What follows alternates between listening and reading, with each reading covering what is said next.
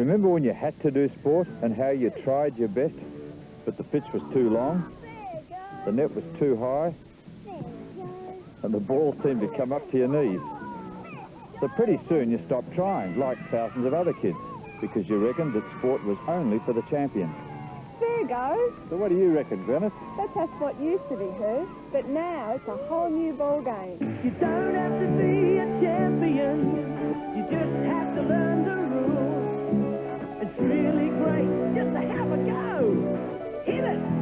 Look at it go. Yeah. Aussie sports are good. Sports are good. Big kids and little kids, the naturals and the not-so-naturals. Everybody gets a fair go with Aussie sports. Is your school or club into Aussie sports? Why not ask them or call Herb Elliott? There you go, Glennis. Aussie sports are good. Sports are good. Sports.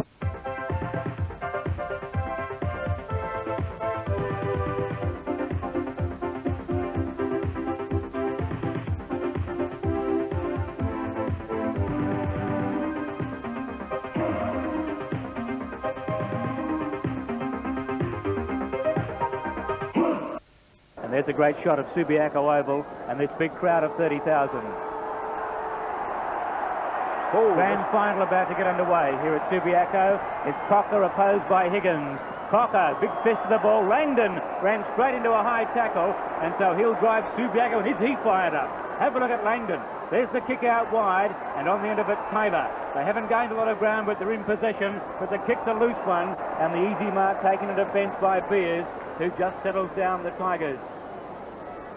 There goes the kick towards the members' wing. It's close to the boundary line. Fisted over by Dargy, coming in right over the top of his marksman in Clem. Should be said, Trev, that Claremont, the Subiaco will be kicking with the assistance of a light southwesterly breeze. Again, Cocker went up high, but the tap went to Neesham onto Thorne. The kick up towards half forward. Almost the mark taken by Molesso. Wilkinson hand pass sharp by Shepherd. The pass is on to Ralph. That's brilliant football in the opening minutes of the match. Ralph, the dominator of the second semi-final, has taken a mark and will shoot on goal from about 30 metres out. With this crowd alive, isn't it beautiful? Music to the ears, well. Oh, it is a fantastic response. It has been a fantastic response from the crowd. 30,000, very satisfactory in number. Might be more. Voice. Might be more. Ralph, right angle. Deliberate shot. We're right behind the kick. It's on its way. And there's the opening score of the grand final. Ralph put it through for Claremont. Their one straight goal. Subiaco yet to score. And we've been playing only 1.5 minutes in this, what could be a great match this afternoon. There's that beautiful anticipation from Shepherd. What a foot pass. Ralph leading magnificently. And Shepherd anticipating magnificently to take that handball from Wilkinson. And the Ralph kick shows there's no nerves in that. He's been around a while now. And he could have well been a bit churned up for that one, but he's popped it right through the middle, and he'll be feeling pretty good about that. So it's Cocker versus Higgins again. This time the bounce of the ball favouring Higgins. He had the run at it. This is Dargy taken out solidly, and he'll get the free kick. Molesso was the player who infringed. Now 15 metres going against Claremont. Dargy coming down the attacking side of the centre circle, kicking with the breeze. Good distance in that kick too, but it's all Claremont back there, and Scott takes the mark on his chest. The Claremont defence has stood up stoutly both times it's been put under pressure. A beautifully weighted kick finds Owens. Owens in the team at the expense of Brayshaw. He was unlucky, so was Armat, but how stiff was Rattray? He's played every game for Subi this season and loses his spot in the grand final. This is Clem under heaps of pressure out there, and Subi have done pretty well there through Wilkinson to tie it up. Bounce down about 5 metres Claremont side of the centre line. Members wing here at Subiaco Oval. A light sou'wester blowing. The ball goes to Sparks. His hand pass or his tap on went to O'Loughlin, who tried to knock it back to Dargy. Taken high by Clem. The free kick to Dargy, but it's sharked by O'Loughlin. He's been forced to go back into the play. Now it's with Taylor. They're still under immense pressure. It could have been a free kick in the Shepherd there against the young player in Bryce as the kick goes down towards the half-back line for Claremont. This is Povey, or it was intended for Povey. It's with Thorne. Infield they go to Beers. Claremont will get out of trouble again. A beautiful kick to Ben Allen. He's got 10 metres. Bryce in pursuit. Allen steadies, looks for the player in the pocket in O'Connell. Gets a beautiful bounce. Tries to get around Willett. Wasn't able to do that, but had Ralph in support. His hand pass is muffed. Good play, Subi, back there in defence, and Willett clears. Back to the half-back line. Up goes Taylor. taking Clem out with a tunnel foul. Play allowed to go on. This is Neesham. Steadies. Looks for something. It's close to the boundary line. The target. Well done, Warren Ralph. What a kick. Inch perfect. He's about 65 metres out on the boundary. Goes for the foot pass. Intercepted nicely by Wilkinson. Coming in late there is David O'Connell. Shane Cocker says you can't do that. And Wilkinson received 15 metres. Great player last week. Been a good player all season. Wilkinson kicks towards the middle of the ground, and Neil Taylor, he's broken away from his marksman, almost in the centre of the ground, goes for the foot pass, wasn't a good one. Freeman with strength. Hand pass goes astray, taken away now by Thorne to Povey, onto Beers, feinds the hand pass and gets around Carpenter and drives the Monts back into attack again. Punched away from Molesso by Wilkinson. Through comes Shepherd, back of the play to Hand. On it goes to Pike. He gets rid of it very quickly. In they go, just outside 50 metres. It's fast and furious. Carpenter's on the bottom of that pack. Over the top of him, Shepherd, and that'll be a bounce. The umpires have done well early, Keith. Oh, yes, they've been right on the job, and boy, aren't both sides going in for the ball, and that makes it easier for the umpires. Cocker knocks it towards the boundary line, and Neil Taylor, he's been prominent early. Goes for the pass towards the centre of the ground. He's looking for Hutchinson. Through he comes. Sockers it towards Carpenter. He boots it upfield for the Lions. Langdon in the clear, metres in front of Beers on this occasion. Swings onto the left foot, looking for Freeman. Destroyed away from him by Scott, and that'll be a boundary throw-in front of the electronic scoreboard. Claremont 1 goal. Subiaco yet to score. Subi kicking with the breeze. This is the quickest start I've seen to a footy game this season. The pace is absolutely electric. Both sides, as Keith Slater said, playing the ball, making the ball their prime objective, and that's created a very good first 10 minutes of this grand final, or first 5 minutes of this grand final, as it's run out of play just outside the 50-metre line for Subiaco.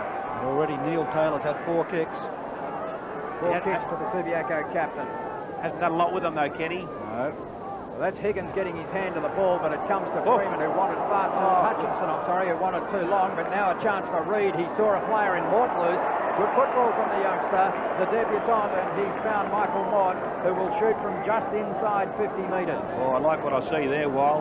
Oh, I love that cool head of young Damien Reid. Had it all in control, gathered the ball beautifully, the little chip pass. Mort shouldn't make any mistake. He's a good kicker of the football. Has the breeze behind him, or assisting him. It's offline, just, but it is. And there's the first score of the grand final to Subiaco. They're 1 point. Claremont a 1 goal straight. We played 6.5 minutes in the first quarter. Haven't seen much of Feathers yet. The ball with Scott. He's gone short looking for Povey. He's still got time to play on. They'll go towards Thorne. In fact, they've carried him, and it's now intended for Shepherd. And he took a good mark in opposition to Price. Shepherd playing on quickly. There's Lewis a long way down the ground. Taps it to his own advantage. It's at left half forward as they go into Ralph. Look at the use of the ball by the Claremont players forward of the centre line. We saw Shepherd hit Ralph on the chest in the first couple of minutes.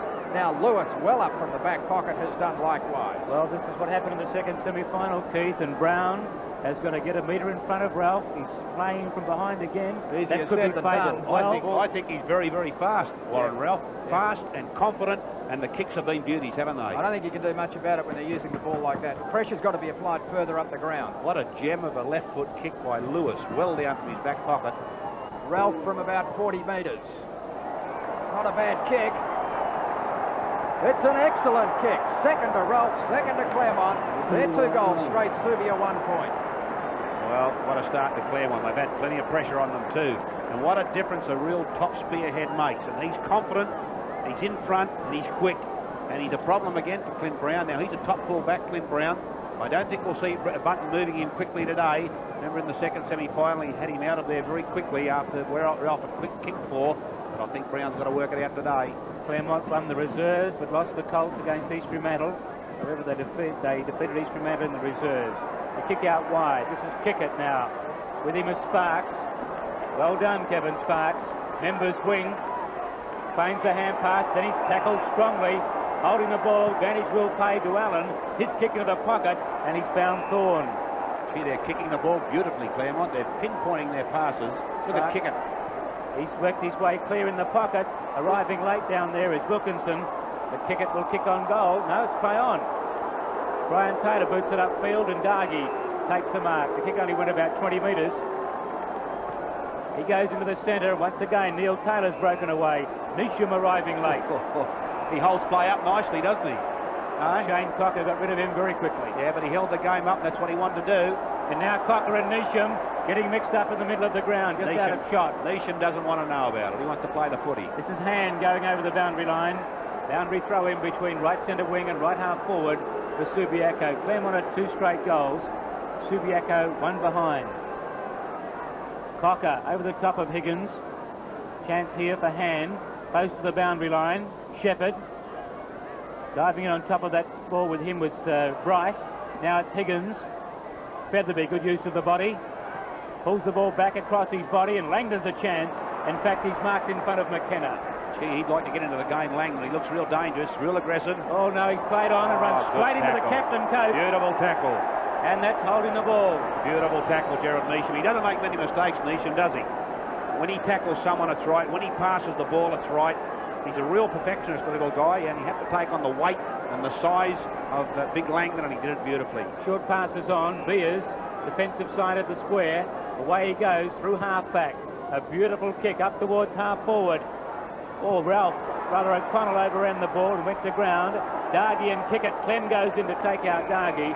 It wasn't successful, and the socket kick goes over the boundary, 55 metres around from the Claremont goal. Derek Kickett hasn't quite caught up with the pace of this game yet. He's waiting for it to happen instead of making it happen.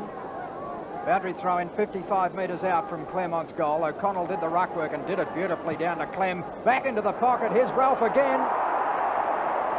I must say one thing, I watched Warren Ralph train for the last 2 weeks every night. He hasn't hardly held a mark. He's been very slipshod in his training, and everyone at Claremont thought this was great because he performed so poorly on the training track. We knew that he'd produce the goods today. Well, he's really started in extraordinary fashion, Warren Ralph. He's shooting for his 3rd goal, and we played 10.5 minutes in the first quarter of a grand final.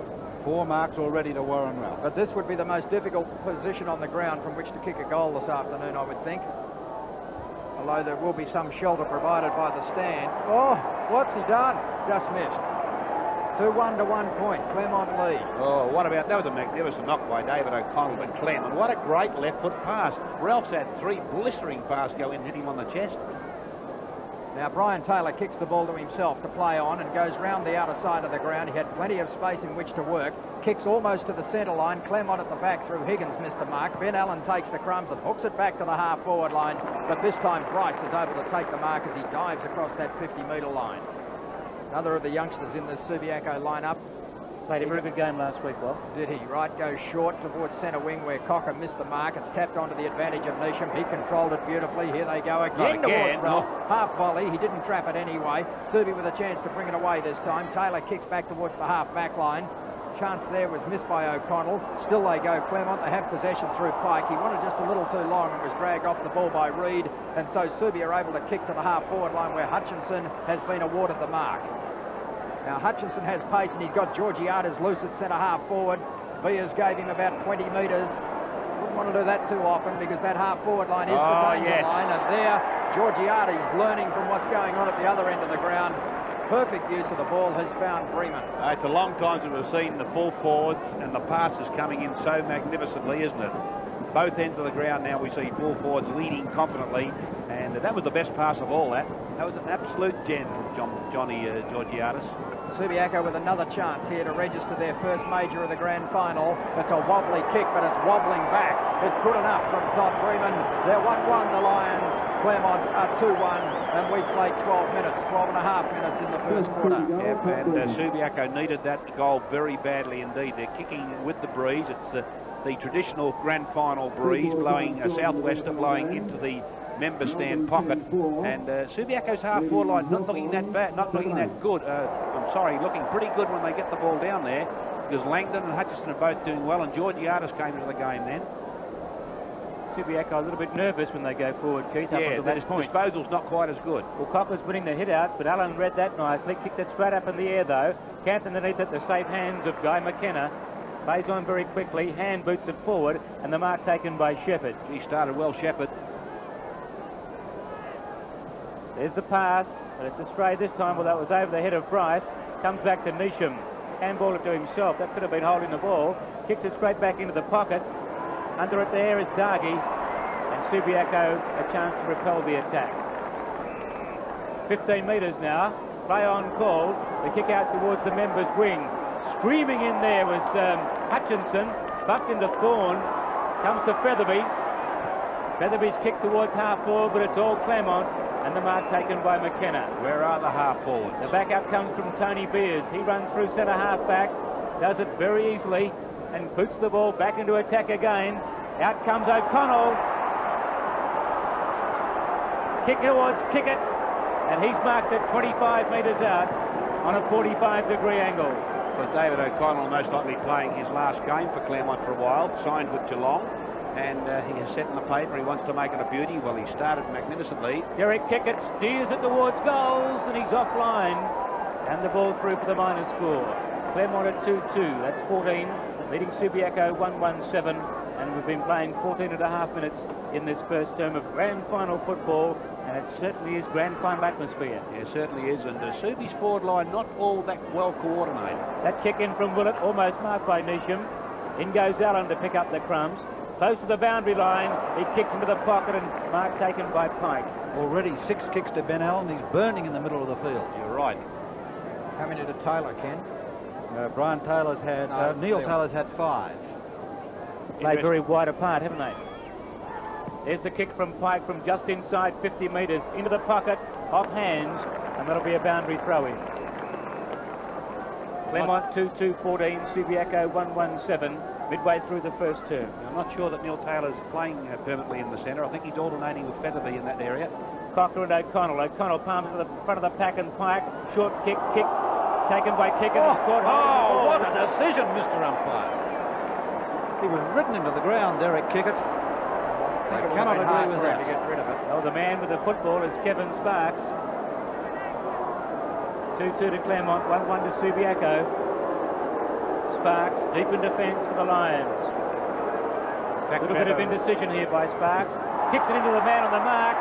It's with Kickett now. Brilliant skills. And the mark taken by O'Connell, called to play on. Back to Kickett. Again, he pulls it back across his body. What a great kick, but he's offline. And it bounces through for the minor score.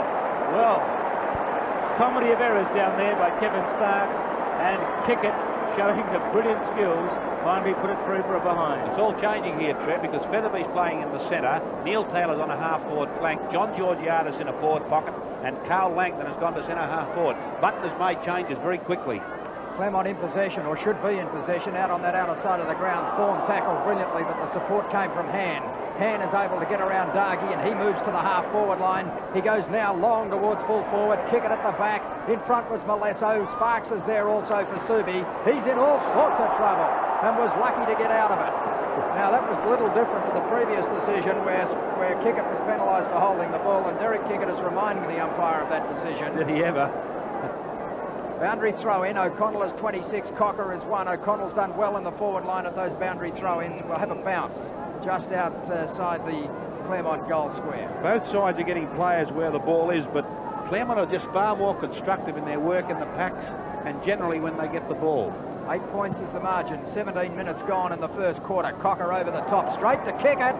Hooks back, but is well and truly offline this time. Will the ball stay in play? Brown keeps it in play. Had good support coming from Dargy. And away comes Subiaco out of defence. He's gone to the half-back line and looks towards centre wing. The kick intended for Langdon. Knocked to the front of the pack. Brilliantly picked up by Hutchinson. Where's Bremen? He's got away from Scott.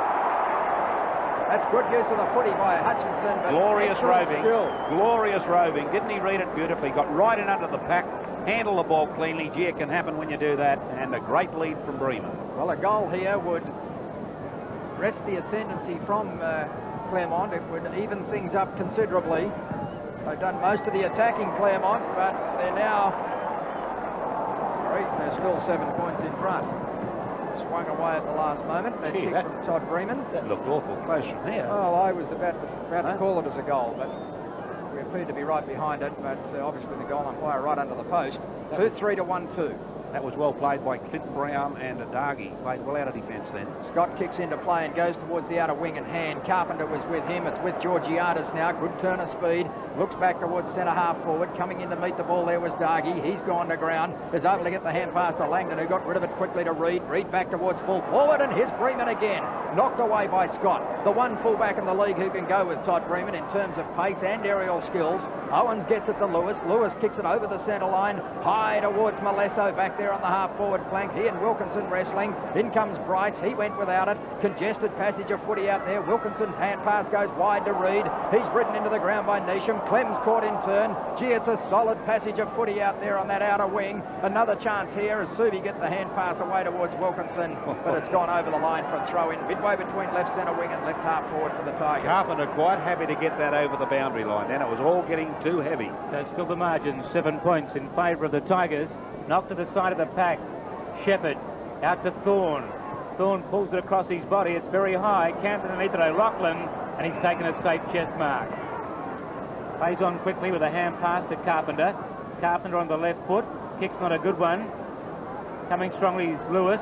Beaten for it by Langdon. Just outside 50. He swings onto his left boot, but the kick's offline and out of bounds on the full.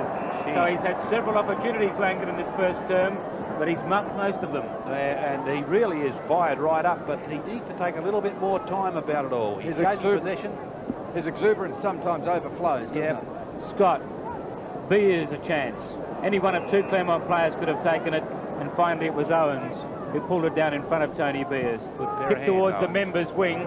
Lumbering across here is Subiaco's Claremont's Molesso, with him Wilkinson, and that'll be another boundary throw-in. That's a very good mark, Peter Owens. He's like Povey, he's forced his way into this Claremont side, and his height is invaluable back there. He most times gets his hands on the ball first. Stephen Golding getting ready to come onto the field. 20 minutes gone. Cocker to O'Loughlin. Booted upfield by O'Loughlin. Out comes Owens. Across comes Beers. This time it's Beers. Povey. Tackled from behind by Georgiadis. The kick towards the middle of the ground to Carpenter. Tackled by hand. He got rid of it. Neesham. With him is Carpenter. They tied the ball up just outside the crest in the middle of the ground, and that'll be another bounce. 2-3-15 to Claremont.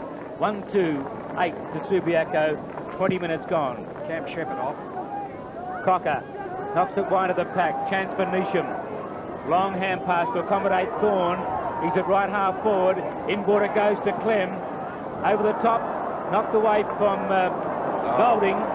It comes to Thorne. He's legged. Play on the call. In the pocket it's Golding. And a shot on goal by Golding. And he's put it through. That's his first kick in 4 weeks. What a goal. Steve Golding just on the ground, running deep into the right full forward pocket. He screwed it in magnificently to bring up Claremont's third goal. There's Thorne. There's a magnificent team goal coming up here. That's Golding, and boy, I heard Wally Foreman say that would be the most difficult place on the ground to kick goals from today. And Steve Golding, I think he's very pleased about that. He's threaded it right through. Magnificent goal, magnificent team goal. 3-3 to Claremont, 1-2 to Subiaco, 21 plays 8. 13 points is the margin, and we've now played 22 minutes in this quarter as Thorne goes looking for Ralph. And guess what? He's found him. Danger signs here for Subiaco already. Yes, they are, and Ralph could well reminisce, couldn't he? Because I can remember in the heydays of the Cracker Boys here, when Claremont were a very good side, this is the type of Ralph we used to see every week, leading confidently and receiving those passes. And why wouldn't you lead today? Because he's got passes coming in from all angles and all inch perfect. And the funny thing about it is Warren Ralph has slowed his leading down. You think he's a fast player, but he's performed better as he comes up and lines this one up. Kicking from 40 metres, a good firm kick, but just offline, and Claremont, a goal there would have been very handy to Claremont. It would have given them a break in excess of 3 goals.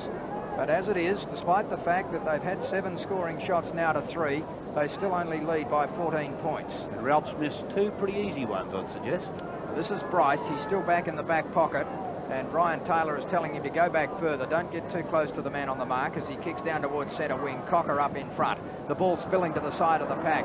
Chance here for Claremont. That looks like Ralph, a long way up the ground. Gets the hand pass infield to Sutherland, who's now in the play or on the ground.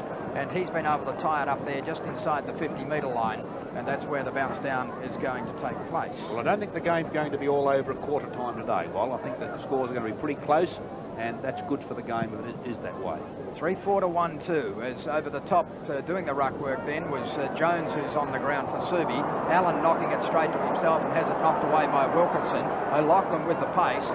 Has done it very well, although he's still got a bit to do. Gets the hand pass out wide eventually. Brian Taylor in there finessing. In comes Langdon. Beautifully tackled. In fact, Claremont's tackling has been a feature this afternoon. We're in the opening minutes of this quarter as Neil Taylor takes the mark, goes down towards Hutchinson. Hovey is able to get there to spoil that. Hutchinson comes back with Beers, and it's gone across the line and out of play. Why wouldn't you go long in that situation? You've got the breeze, you're on the right scoring side of the ground, and you're fiddling around with a short pass to a man under pressure. I can't answer that, Trevor.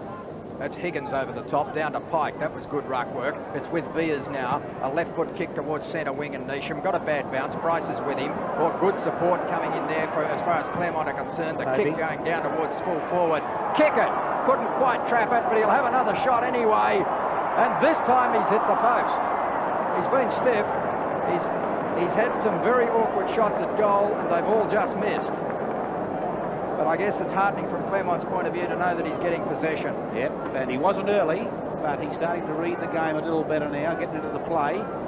And Claremont's forward line looking pretty good, with it all happening upfield, of course. 3-5 to 1-2. Jones comes across the front. The ball knocked to Featherby at the front of the pack. Sorry, it was Carpenter, I think, who gets a hurried kick down towards centre wing. The ball running free down there and has gone out of play in front of the old scoreboard that shows Claremont at 3-5-23, Subia 1-2-8. Even though the score might not be a big difference at quarter time, Claremont just give the impression to be handling the situation a little better than Subi. Jones opposed to Higgins. At the back it comes to O'Loughlin. He boots it upfield. Langdon with Beers. Knocked away from Langdon. Back he comes though, but good desperation around the boundary by Hutchinson. He screws it back towards Georgiades. He's taken the mark. Opposed by Lewis and Golding late on the scene. But John Georgiades, a great chance to bring up Subi's second goal. On occasions, you know, the Subi half-forward line has looked okay. Langdon's done a bit, Georgiades has done a bit, and Hutchinson's been in the play, been one of their better players. Well, let's watch him. Left foot, drop punt on its way. Goal umpire hardly moves. I'd say it's through. Great goal to John Georgiades for Subiaco. They needed that one badly. Subi 2-2, Claremont 3-5, and we've been playing 1 minute of time on in the first term. Yep, and Brett Hutchison has had a very good quarter indeed. He's been in everything, and he's showing a lot of poise and coolness under pressure, and a few of his Subi teammates, including Langdon, haven't quite shown that poise. By the same token, I think that Subiaco half-forward line looks to have a bit of potential in it if it can start happening a bit further up the ground. I agree, Keith. I think it's their best chance. Yep. The margin is 9 points. Into time on in the first quarter. O'Connell now up on the ball for Claremont, being opposed there by Jones. Straight down to Golding was beautiful ruck work. A high kick in the Ralph direction. Up goes Brown to spoil. In comes Sutherland, trying to tap it to his own advantage. Sparks intercepts well for Subi. It was well played as the hand pass goes out in the direction of Willett. Willett back in the back pocket, now trying to create something for Subi. Some good shepherding provided back there by Jones, and he's able to kick back towards centre wing where Neil Taylor is loose again. He wants to play on quickly, gets the hand pass across to Feathers. Feathers quickly into the pocket to Bremen was good footy. Well, I thought their best passage of play so far in the game. Todd Bremen will shoot from just inside 50 metres. Distance will be no object to Bremen. He's on a fairly acute angle, but is kicking from the most favoured pocket as far as conditions are concerned this afternoon. Scott going back on the mark. Bremen kicks from just outside 50. Distance was no object, and it's either out on the full or a mark. In fact, the umpire indicating it was out on the full. So David O'Connell gets the free kick, goes short and finds Owens. Owens plays on with the hand pass to Scott. Oops, tackle by Hutchinson. A hurried kick as a result of that tackle. Good Clem uses his body brilliantly on Dargy to allow Kickett to run onto the ball. Now they've got to go to Kickett. Look at the foot pass. Neesham is loose. Now what else is happening? Ralph, that kick wasn't quite so good. It gave Willett the chance to come from behind. The hand pass goes wide to Brian Taylor. He kicks right across the face of the ground to brother Neil, and closing is McKenna, who should have done better. Subi taking just a little bit more time now. They're passes are a little better, and Neil Taylor showed good poise then, waiting under the ball. It looked an easy one for McKenna to spoil. Yes, Taylor played it very well. Well, there's the siren to mark quarter time, and at quarter time the Tigers 3-5-23 lead Subi 2-2, 14, the margin 9 points in the grand final. Neesham off the ground, Trev. Cocker knocked it straight to Thorne, who kicks it straight up in the air. It's on the point of the square, knocked away by Hutchinson. Sutherland overruns it, so did Allen. Through comes Shepherd. He finally gets it to Allen, close to the boundary line, and the kick out on the full, and the free kick to be taken by Wilkinson of Subiaco, the centre half back. The blonde half-back flanker for Subi's a bit of a tiger, isn't he? He's quite prepared to put his body in. Bryce, yep. Wilkinson up the members' wing, looking for Cocker. Knocked away by O'Connell. Allen pulled off the kick by Taylor. Through comes Georgiadis, caught by Beers. It's on the crest, socked away towards Thorne. Thorne, a brilliant foot pass to Ralph. Champagne football. Outstanding stuff by Claremont along the members' wing. Did you lead Tony Beers? That was magnificent football. There's been a change made back there too. I think Willett's gone on to Ralph, and I think Brown has gone to centre half back on Malesso. Another happy man here today would be Tony Beers' father, who arrived from Melbourne yesterday. He's flying back home tonight, and he's going to enjoy himself because Tony Beers is one of the best players on the field at the moment. Well, he would have enjoyed that little bit of play, Kenny, because he not only trapped the ball, but he knocked it beautifully, changed the flow of play, set it up for Peter Thorne, and what a spearing pass went into the full forward. There's an action shot that the youngsters should follow. Warren Ralph kicking at goal, and look at the kick. He's kicked 3 for the match. Claremont are 4 goals 5, Subi at 2-2. And we've been playing only 1.5 minutes in the second term. He is a great full forward, Warren Ralph. Gee, it's a real well-oiled machine, this Claremont side, and they haven't taken long to get into top gear. And the Subiaco just seem to be floundering all the time. They're battling to keep up with the speedsters. If you're calling a horse race, there'll be one out in front and one just trying to keep up because it's a very well-oiled machine. Tigers lead by 15 points, and we're now at the 2-minute mark of this second quarter as Featherby rides the bump and gets the kick, and no advantage is seen there by the umpire, and so the free kick will come back to Feathers, and Tony Beers is going to let the ball... No, he is going to retrieve it. He hasn't touched it yet, so he doesn't have to return it. Darren Clem letting Feathers know that he's playing today, by the way. That will give Claremont the time they needed to pick players up.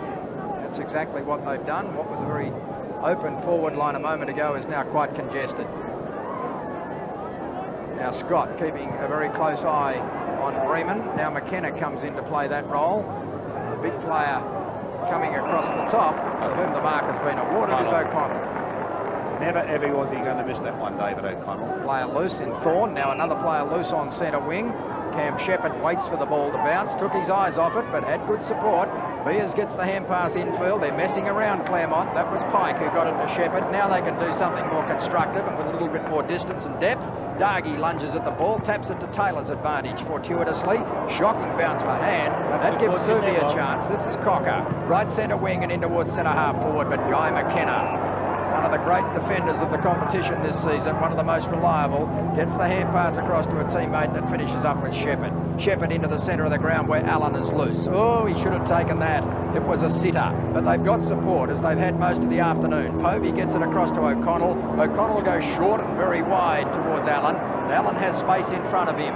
Now they're moving at slow motion, Claremont, at the moment, but there's a good kick. It's got good depth down in the direction of Kickett. He got an unfortunate bounce, but it also wrong-footed Sparks. Back to it first with Sparks. In comes Kickett. He did it well. He applied pressure, and they've got them tied up back there. Hurried kick across the face of the ground has found Willett. Good vision by Brian Taylor. They were fortunate to get away with it. Willett wrong-foots Sutherland. Tried to. Hand pass goes into Carpenter. They're still at half-back. What a shocker from Carpenter. Willett's got a lot of work to do to go back and get it. Subi are under immense pressure back there. Well, they've got to be careful. Willett, indecisive. Kicks short and finds Featherby. Now, Feathers will steady it down. Yes, he did. He didn't steady it down. He got it off to Carpenter, and they're still in trouble. Now, kick it long, Feathers, and just give yourself some breathing space. He puts it right out to the outer side of the ground when Margie takes a clever mark in opposition to Clem. An incredible goal of Subiaco happened to kick this one. They've had possession for about 4.5 minutes, and they've only had 2 kicks. It goes down towards full forward. Across the back come the Claremont defence, and they're able to run it out of play. No, they haven't taken it out of play. Sutherland has it close to the line. Now they want to do the same sort of thing. Gets the hand pass away eventually, and they run it out of defence. This is Owens. Owens is being called on by Thorne. Thorne will have to get rid of it quickly. In fact, he couldn't control it. Owens goes back to tidy up, gets it out to Thorne. Good combination there. Clem on the run. This has been scrappy football to start the second quarter. As the kick goes in, that's better use of the ball, and Sutherland takes the mark at centre half forward for Claremont. Just outside kicking distance, but a player on the lead is Pike. The ball out in front of him. Now, he has got good speed, but so has the man chasing him. Pike doesn't muck around. He hooks it back towards the goal square. Kick it! What a spectacular mark by Derek Kickett. Kevin Sparks did all he could. Perhaps he was on the wrong side of him because the breeze was always going to blow it that way.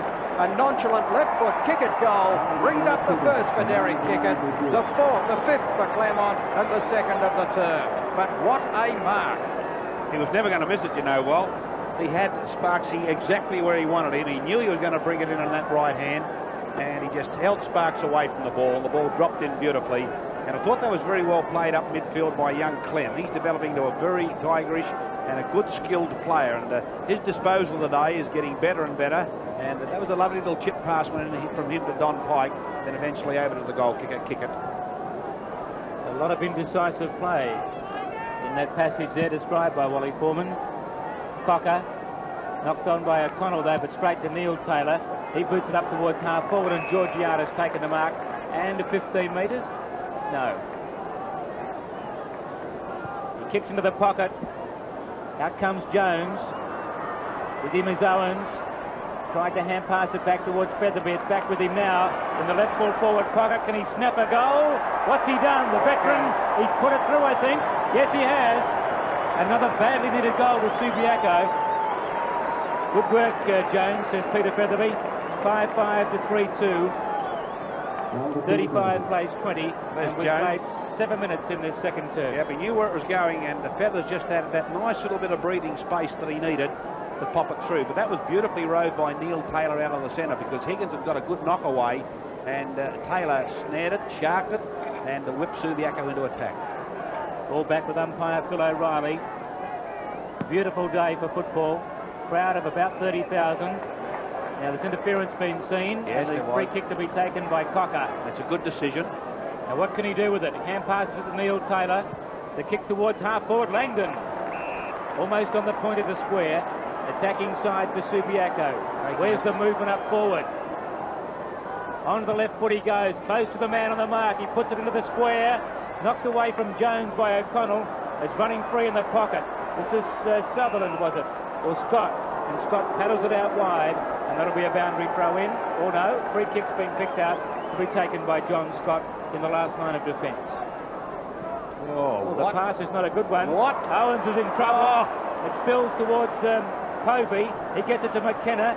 Across it goes towards Pike. He couldn't handle it. They deserve to lose it. Up with O'Connell. Back to Povey. Out wide, it's Pike. Over the top. On it goes from Golding to Clem. And around the outer side they go. And finally the kick into the pocket.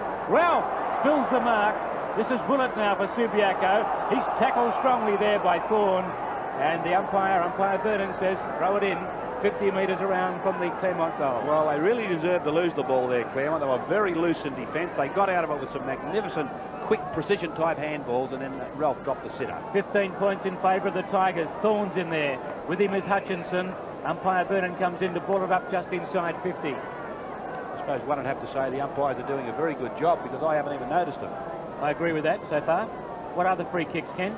3 to Claremont, 6 to Subiaco. Wilkinson to Brown. And once again, Subiaco out of trouble momentarily. There's a foot race on here. Langdon arrives first. He's met solidly by hand. It spills to Carpenter. Again, he's ducking and diving, but finally goes for the foot pass. And Clem comes in over the top of Taylor and takes a great mark. He plays on quickly to Allen. Attacking side of the square. And once again, Claremont are building something up as he goes looking for Ralph. And up he goes in front of Willett. He's marked 50 metres out and about 10 metres inside the boundary. Lee has come on, and the Clint Brown off the ground. And but obviously not happy with his effort today. Well, they were my thoughts early, but I thought he was giving Ralph far too much latitude. But I think he's an experienced defender, and it's unlike Button to move that quickly. This is Ralph. He's already kicked 3 from 50 metres. The drop punt's on its way. It's across the face and through for the minor score. Already Warren Ralph has taken 7 marks, and what a handful. Yeah, but I don't know what a fullback can do about it. Like that pass from Allen then was an absolute gem. There's not a fullback in the country could have done anything about it. I agree with you. The pressure's got to come from up the ground, Keith, before you can cut Ralph out. 16 points in favour of Claremont. O'Connell sets himself from behind, almost takes the mark. Clem hand passes to Povey. Povey onto hand inside 50 metres. A snapshot's away to the left-hand side and out of bounds on the full. Free kick to be taken by Hutchinson for Subiaco in the last line. I'll tell you what, Claremont are in control of the game, but they haven't opened up a big margin. And the one thing I'm certain of today is that the Subi side will go right to the wire. A kick from Hutchinson up towards the half-back line for Subiaco. Featherby's hand pass over the top to Neil Taylor. Taylor gets a hurried kick in. It goes towards centre wing. Georgiades is there. With him, riding him closely is McKenna. And the two very talented younger players force it out of play. I think they'd like to be a bit further in front, Claremont. 5-6 is not a true reward. And boy, he takes the chairs coming off the field, the general, doesn't he? O'Connell with the knock down towards Hand, who is surrounded by Pike, who is surrounded by opponents. It's with Georgiades now. He gets the kick back towards the half-forward line. Diving on the ball as Beers. I'm not sure that he marked that. The umpire was obscured by Beers' body. How many kicks to Tony Beers, Ken? He's taken 3 marks. This will be his 7th kick, and he's also fired out 4 hand passes. Beers going across the half-back line is claimed by Reid, but gets his kick in towards that half-forward line. No one able to get to the ball to try and mark it. Brian Taylor hurriedly back to the half-forward line. Bremen over the top. That was interference. Got to be a kick. Yes, Todd Bremen has been frustrated back there by some good defence by both Scott and Beers in front of him, and also McKenna as Neesham prepares to come back onto the ground. Now here comes Claremont out of the back line again. Good clearing kick from Povey down towards half forward. Jones up in front. Spoils his teammate's attempt to mark. Still a chance for Claremont here as Sutherland gets it to Malesso, but Subi have tied it up pretty well. It spills free of the pack now. No one able to kick it clear. Eventually it comes to Clem, and look who's loose. Thorne in the pocket. Well, I don't know what Clem's stats look like, Ken, but he has used the ball superbly. He's strong too, isn't he? Physically strong for a shorter player. He is, but he reads the game well. He's got plenty of courage. But those little passes today. Dual change here. Allen coming off for Neesham, and Higgins about to come back on as Thorne takes his shot at goal. Claremont are wasting opportunities. Ralph flies high, outnumbered 3-1 back there, and as you would imagine, Subiaco bring the ball away. A hand pass across the top to Reid. Reid having trouble picking it up. Can't quite claim it as he's pushed out of the play. The ball out of play also. And so we'll have a throw in on Claremont's left half forward flank. Claremont really haven't got value for effort, have they? No, they haven't. And that was epitomised what's been going on here this afternoon, that little bit of play. Claremont's handball precision-like. Subi's a bit sloppy. Well, they're led by 9 points at quarter time. The margin is 16 now in favour of the Tigers. Golding wrestling with Featherby. Featherby punches it straight to Shepherd. Yep. Shepherd boots it back towards the forward line. Up comes Ralph. Almost the mark. Clem at the front of the pack. Hand passes to Pike. He's just outside 25. He'll screw back on goal. It's a great kick. Donny Pike. Brilliant shepherding in the square. And it's full points to Claremont. Great goal from Don Pike. He's a very skillful player. 6-6 to Claremont.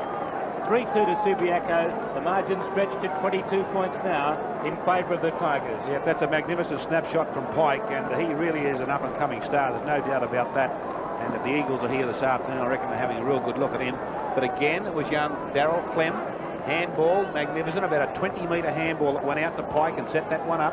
He's in top form this quarter, Keith. Clem, he's had 4 kicks and 2 hand passes already in this quarter. Clem dominating his wing. Thorne hand passes it straight towards Hutchinson. He's pulled off the kick. Kick forward again by Golding, but straight to the hands of Wilkinson. He kicks the ball out wide. Neil Taylor's broken away. He's on the members' wing. He's got to get around Lewis. Really battling. He shows good pace there, Neil Taylor. Boots it towards Langdon, who flew, couldn't take the mark. In they go. This is Higgins to Thorne.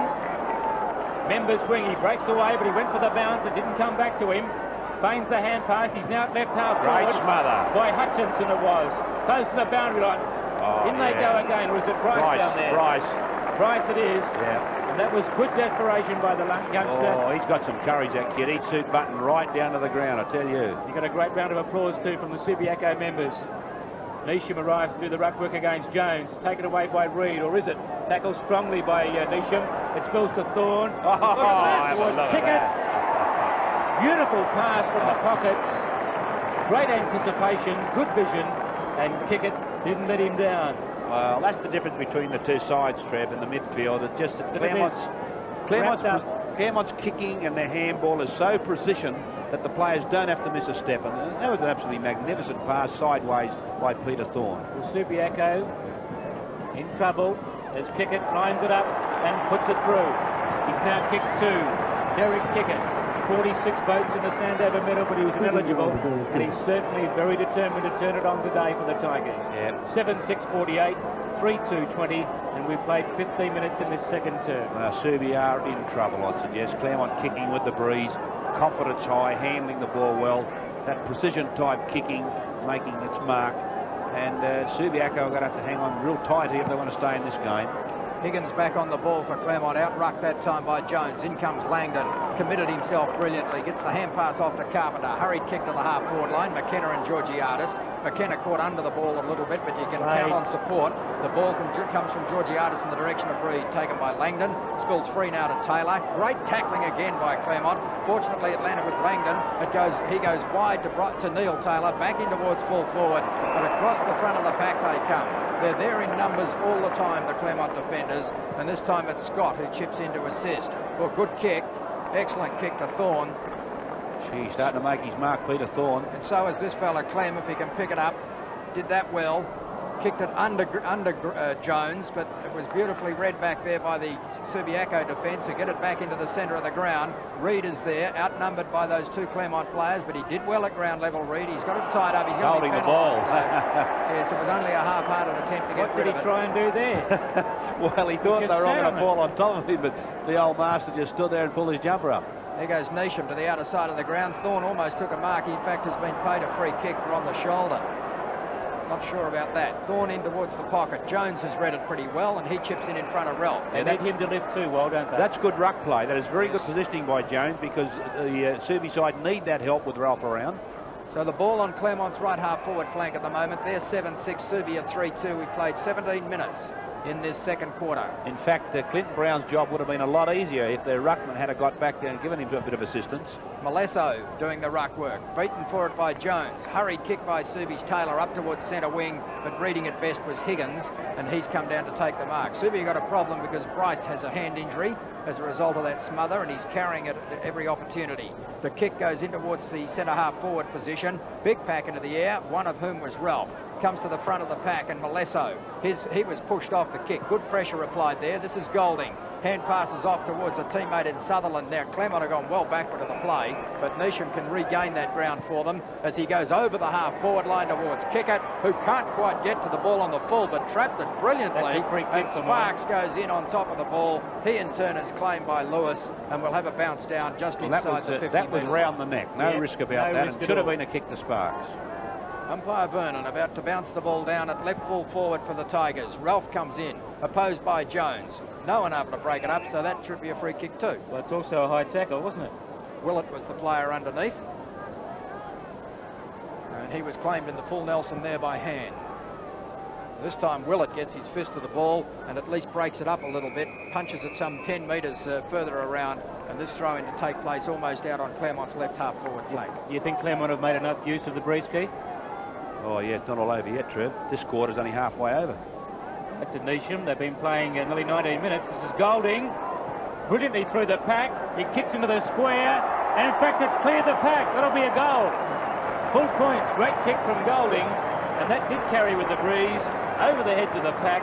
And almost at the 19-minute mark now. Claremont 8-6-54. Running away from Subiaco 3-2-20. 34-point margin in favour of the Tigers. Yeah, magnificent handball from Jared Neesham, just back on the ground.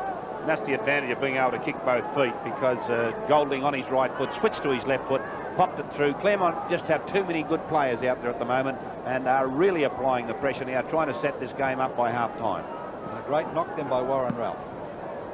Higgins is on the ball now. He gets the knock to Shepherd, who palms it beautifully to Neesham. Down that come again, Claremont. Into the forward pocket. Golding overruns it, paddled away by Willett, and Willett will break up this attack as he goes around the outer side of the ground. The kick's not a good one though, towards Pike. It was meant for Featherby. He's ducking and diving close to the boundary line. A short pass, Clem on the half volley. Through comes Povey. Povey's brilliant pass, and the mark's been taken by Sutherland. Hey, and there's been a magnificent passing by Claremont today. Their handballs are absolutely inch perfect. Passes with the foot are just as good. And anyone that's on the end of them is very lucky indeed. Well, I don't know if he can get the distance. He's just outside 50 when he kicks the football. It's a brilliant kick.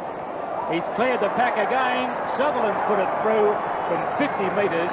And Subiaco, all of a sudden, are in all sorts of trouble, as that margin is now 40 points in favour of the Tigers. Yeah, and they're starting to falter as the pokey pass. Have a look at it, Sutherland on the end of it. I need to open his mouth to swallow it. But Subiaco are starting to falter, and that confidence that was there at the start of the game, that determination that was there, is starting to waver, and they have a very tough 10 minutes to go up for the rest of this quarter. And I reckon they're paying the penalty for having their ruckman just a little bit too adventuresome, trying to be too attacking instead of getting back deep in defence as the conventional way of playing in the ruck. 40 points is the margin, 20 minutes into the second quarter. The signs are really ominous now. This is Reid. He backed into trouble. Lewis tried to go through trouble. Higgins is in there also. Eventually Claremont get it out because of the amount of support that is always forthcoming.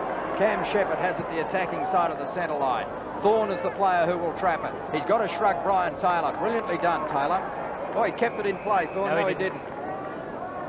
Thought he had scooped it back in just in time. Michael Mort back on the ground for Subiaco. Boundary throw in on the 50-metre line. Ken, Subiaco need quite a few players to lift. There's been a few passengers so far. Yes, they need some of their forwards really to move, and some of their midfielders. Here's another opportunity for Claremont here with Stephen Golding on his left foot. Hurried kick and has found Thorne. Not 10 as the call play on. Could have been penalised for holding the ball. It's marked by Featherby. It must have been touched because that was called play on also. And the calls came quickly. The players wanted to umpire it themselves a little bit there. And the point results. It's with Brian Taylor at fullback. 9-7 to 3-2. Claremont in control. Taylor runs the ball out of that goal square and then kicks over the half-back line. Higgins up, Jones in front. Malesso's in there also. No one able to take it away. Malesso penalised for holding the ball. The hand pass from Cocker goes on to Neil Taylor. He's at right centre wing and being run down by both Han and Higgins. Gets his kick in towards centre half forward. Scott got a bad bounce, but was able to get his hand to it in the nick of time. Neesham trying to go back through the pack was claimed from all directions. That gives Reid a chance. Road one bump. Shovels it out for a too high. He's got a very high tackle. That's Freeman, I think. Yes, and Freeman has come a long way up the ground. 15 metres. Clint Brown back on. There's Brown back on the ground for Subi. 15 metres now going against Scott and Neesham. And Todd Freeman is certainly within kicking distance. He'll kick from just inside 50. In fact, he usually kicks a long way back from the man on the mark, so he may well kick from about 50. There goes the shot at goal. What a magnificent kick from Todd Freeman. Didn't they need that? And a few more from their ace full forward. That's his second. Claremont a 9-7. Subiaco moved to 4-2. 23 minutes gone in the second term. Well, one of the younger guys really got in there and used his body to get the ball out. I mean, young Damien Reid. He fought very hard to get Subiaco going forward and topped off with that magnificent kick from Todd Freeman. But gee, they've got to do a lot more in the midfield, and that's one of the goals they need. If they kick a couple more before half-time, they could get back into the game. Ralph has kicked 3 for Claremont and Bremen 2 at the other end of the ground. Higgins gets the tap out wide. Shepherd comes through the pack, can't take the ball with him. Now a chance for Georgiadis. With him is the little general though, Neesham, but Georgiadis, no. Worried out of it by Neesham. Now a chance for O'Loughlin. He kicks it up towards half forward, but free kick's been picked out. Relay. Subiaco go forward now through Mort. He runs to 50 metres. A long shot on goal in the pocket. Oh!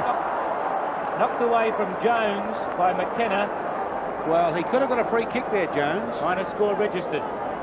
I'm not sure what hit him in the mouth. It wasn't the fist. The fist hit the ball, but I reckon Usually the elbow that's a got free him. kick, isn't it? Yep. Now Owens should have taken that mark. Reid overran it. Back comes Owens. Gives the ball away to Lewis. They kick up the members' wing. Sutherland, strong mark, opposed by Brown. Hand passes to Thorne.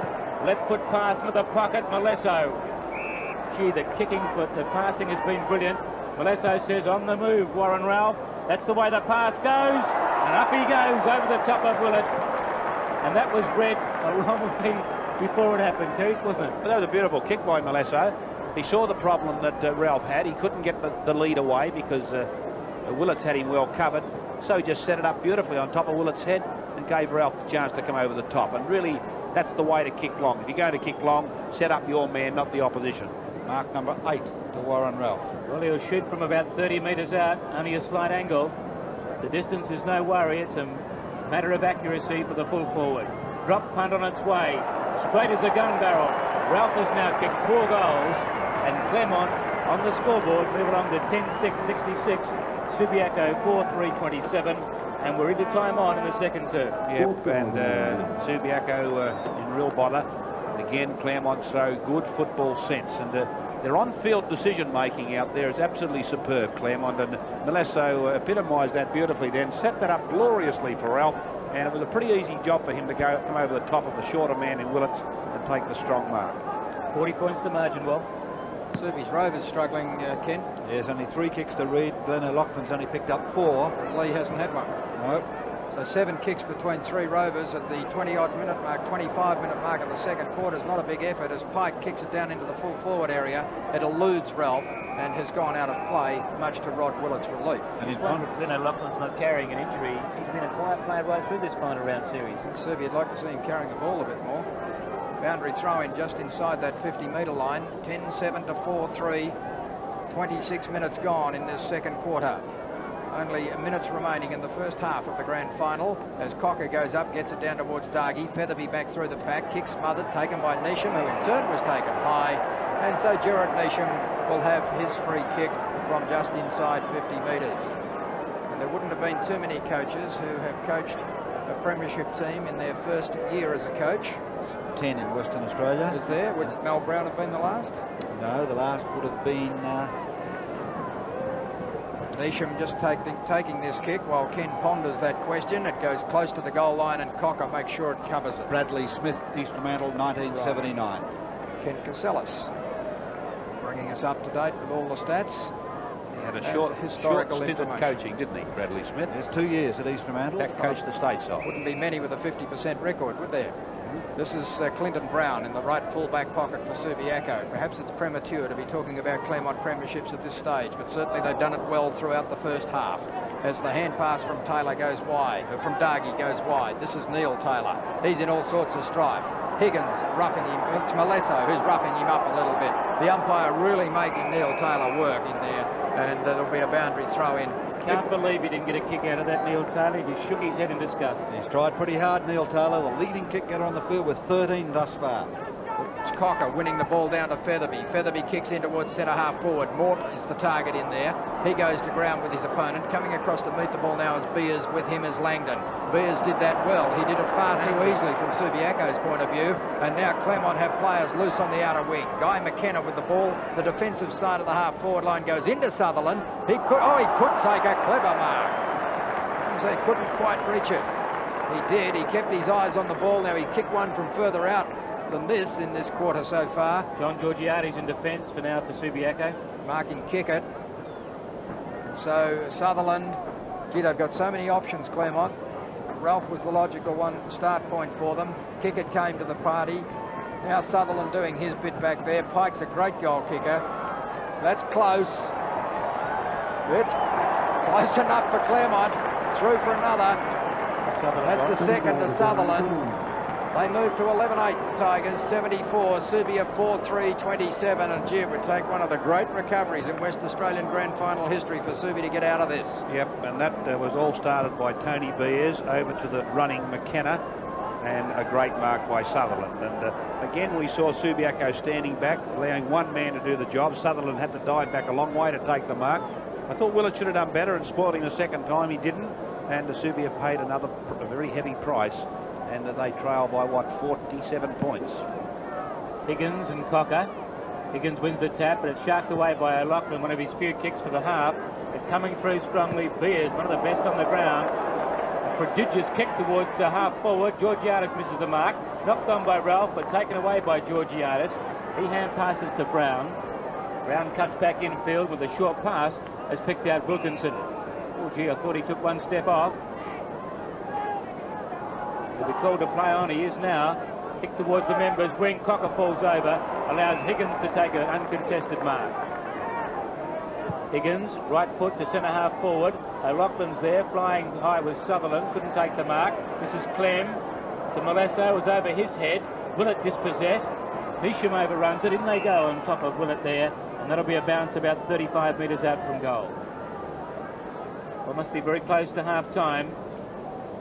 11-8 to Claremont, 4-3 to Subiaco. Everyone thought that Subiaco would put much more endeavour into this grand final than they have. It's almost the second semi-final revisited so far. This is Wilkinson, dispossessed by Ralph. Back comes Wilkinson on top of Ralph, and umpire O'Reilly comes in to bounce down. The Subiaco need more across the centre of the ground. They need more from their wingmen. Right, there's the half-time score, as we told you, 11-8, 74 to Subiaco, 4-3, 27, and the first half honours to Claremont. Goal scorers for them, Ralph has kicked 4, 2 apiece to Kickett, Golding and Sutherland, and a single to Don Pike, and what a brilliant goal it was.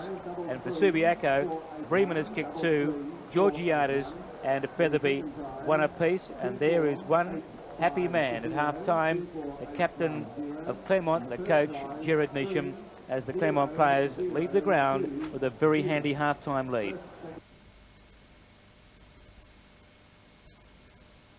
As far as I'm concerned, that's a ruckman's job. He didn't do that, and Clint Brown got into trouble for it. The third quarter of this grand final about to get underway.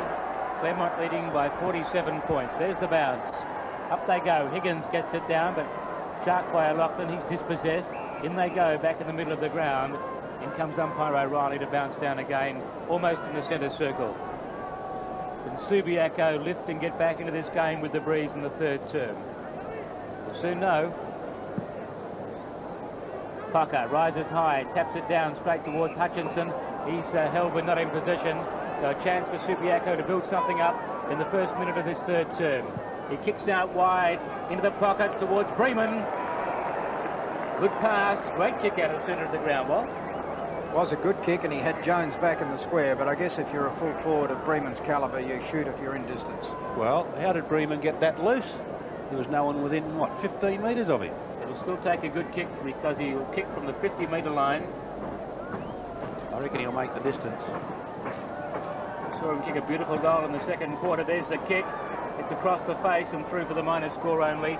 Subiaco need goals, and they need them in a hurry, Keith. Yes, they do. And Todd Bremen, he could have run up another 5 metres then. He gave himself an enormous task by kicking far too far behind the man on the mark. Now Scott brings the ball back into play, favours the grandstand side. Jones, and Jones pulls in the mark over the top of Owens. Leads her on into the pocket. O'Loughlin is there, and he takes the mark under plenty of pressure from Nisham. Well, the sun was a problem then for him. He couldn't quite pick it up in the sun, and he knew the flak was coming.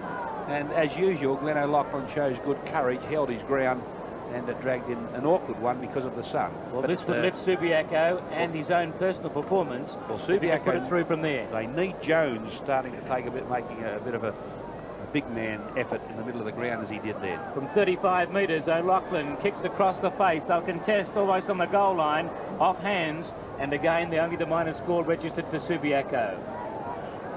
4-5. Subiaco, Claremont 11-8, 29 plays 74. Scott goes for the short pass. Owens is the target. He screws the ball across his body but can't pull it back enough. And so Subiaco to take the free kick. That's to be taken by Hutchinson. He's about 65 metres out. He kicks. He'll set it up again in the square. Oh no, it's a great kick. The breeze catches it, and it's gone through for full points. Nisham's injured. Can that be the goal that could lift Subiaco back into this match? And on the scoreboard now, they're 5-5-35, trailing Claremont 11-8-74. And so far in this third term, it's been all the Lions. Yes, it has. And that was a pretty careless piece of play by Claremont. And I'm sure Gerard Nisham wouldn't be too happy about it. He was waving frantically at someone to come down the ground. I think it was Derek Kick. No, it was Ben Allen to get on the ground. Nisham's gone off injured. Oh, right. Yep. And that's a big loss for Claremont. And the crowd senses that this is Subi's one and only chance to get back into it. They have to make a run now if they have to have any chance, as Langdon is penalised for holding the ball, and I would think 7 times out of 10 that decision would go the other way. Clem with the free kick picks out Beers. Claremont will no doubt respond, or try and respond immediately as the ball goes back towards their full forward area. Players using their body down there. That was Pike who dived in on top of it, I think. Was it Sutherland? Pike, yes. And so we'll have a bounce down about 20 metres out from the Claremont goal. Brown's got to get more desperate in defence down there, Keith. 11-8 to 5-5. Subiaco trailing badly in the early stages of this third quarter.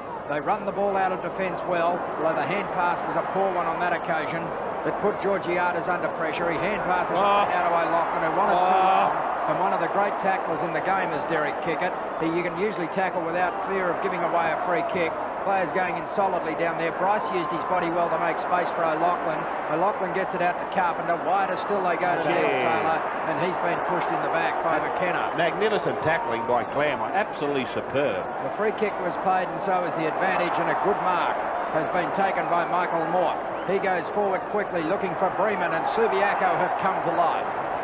They're certainly playing with a lot more determination at the moment. They'd had their tails whipped in that first half, and they looked a beaten side as they went in at half-time.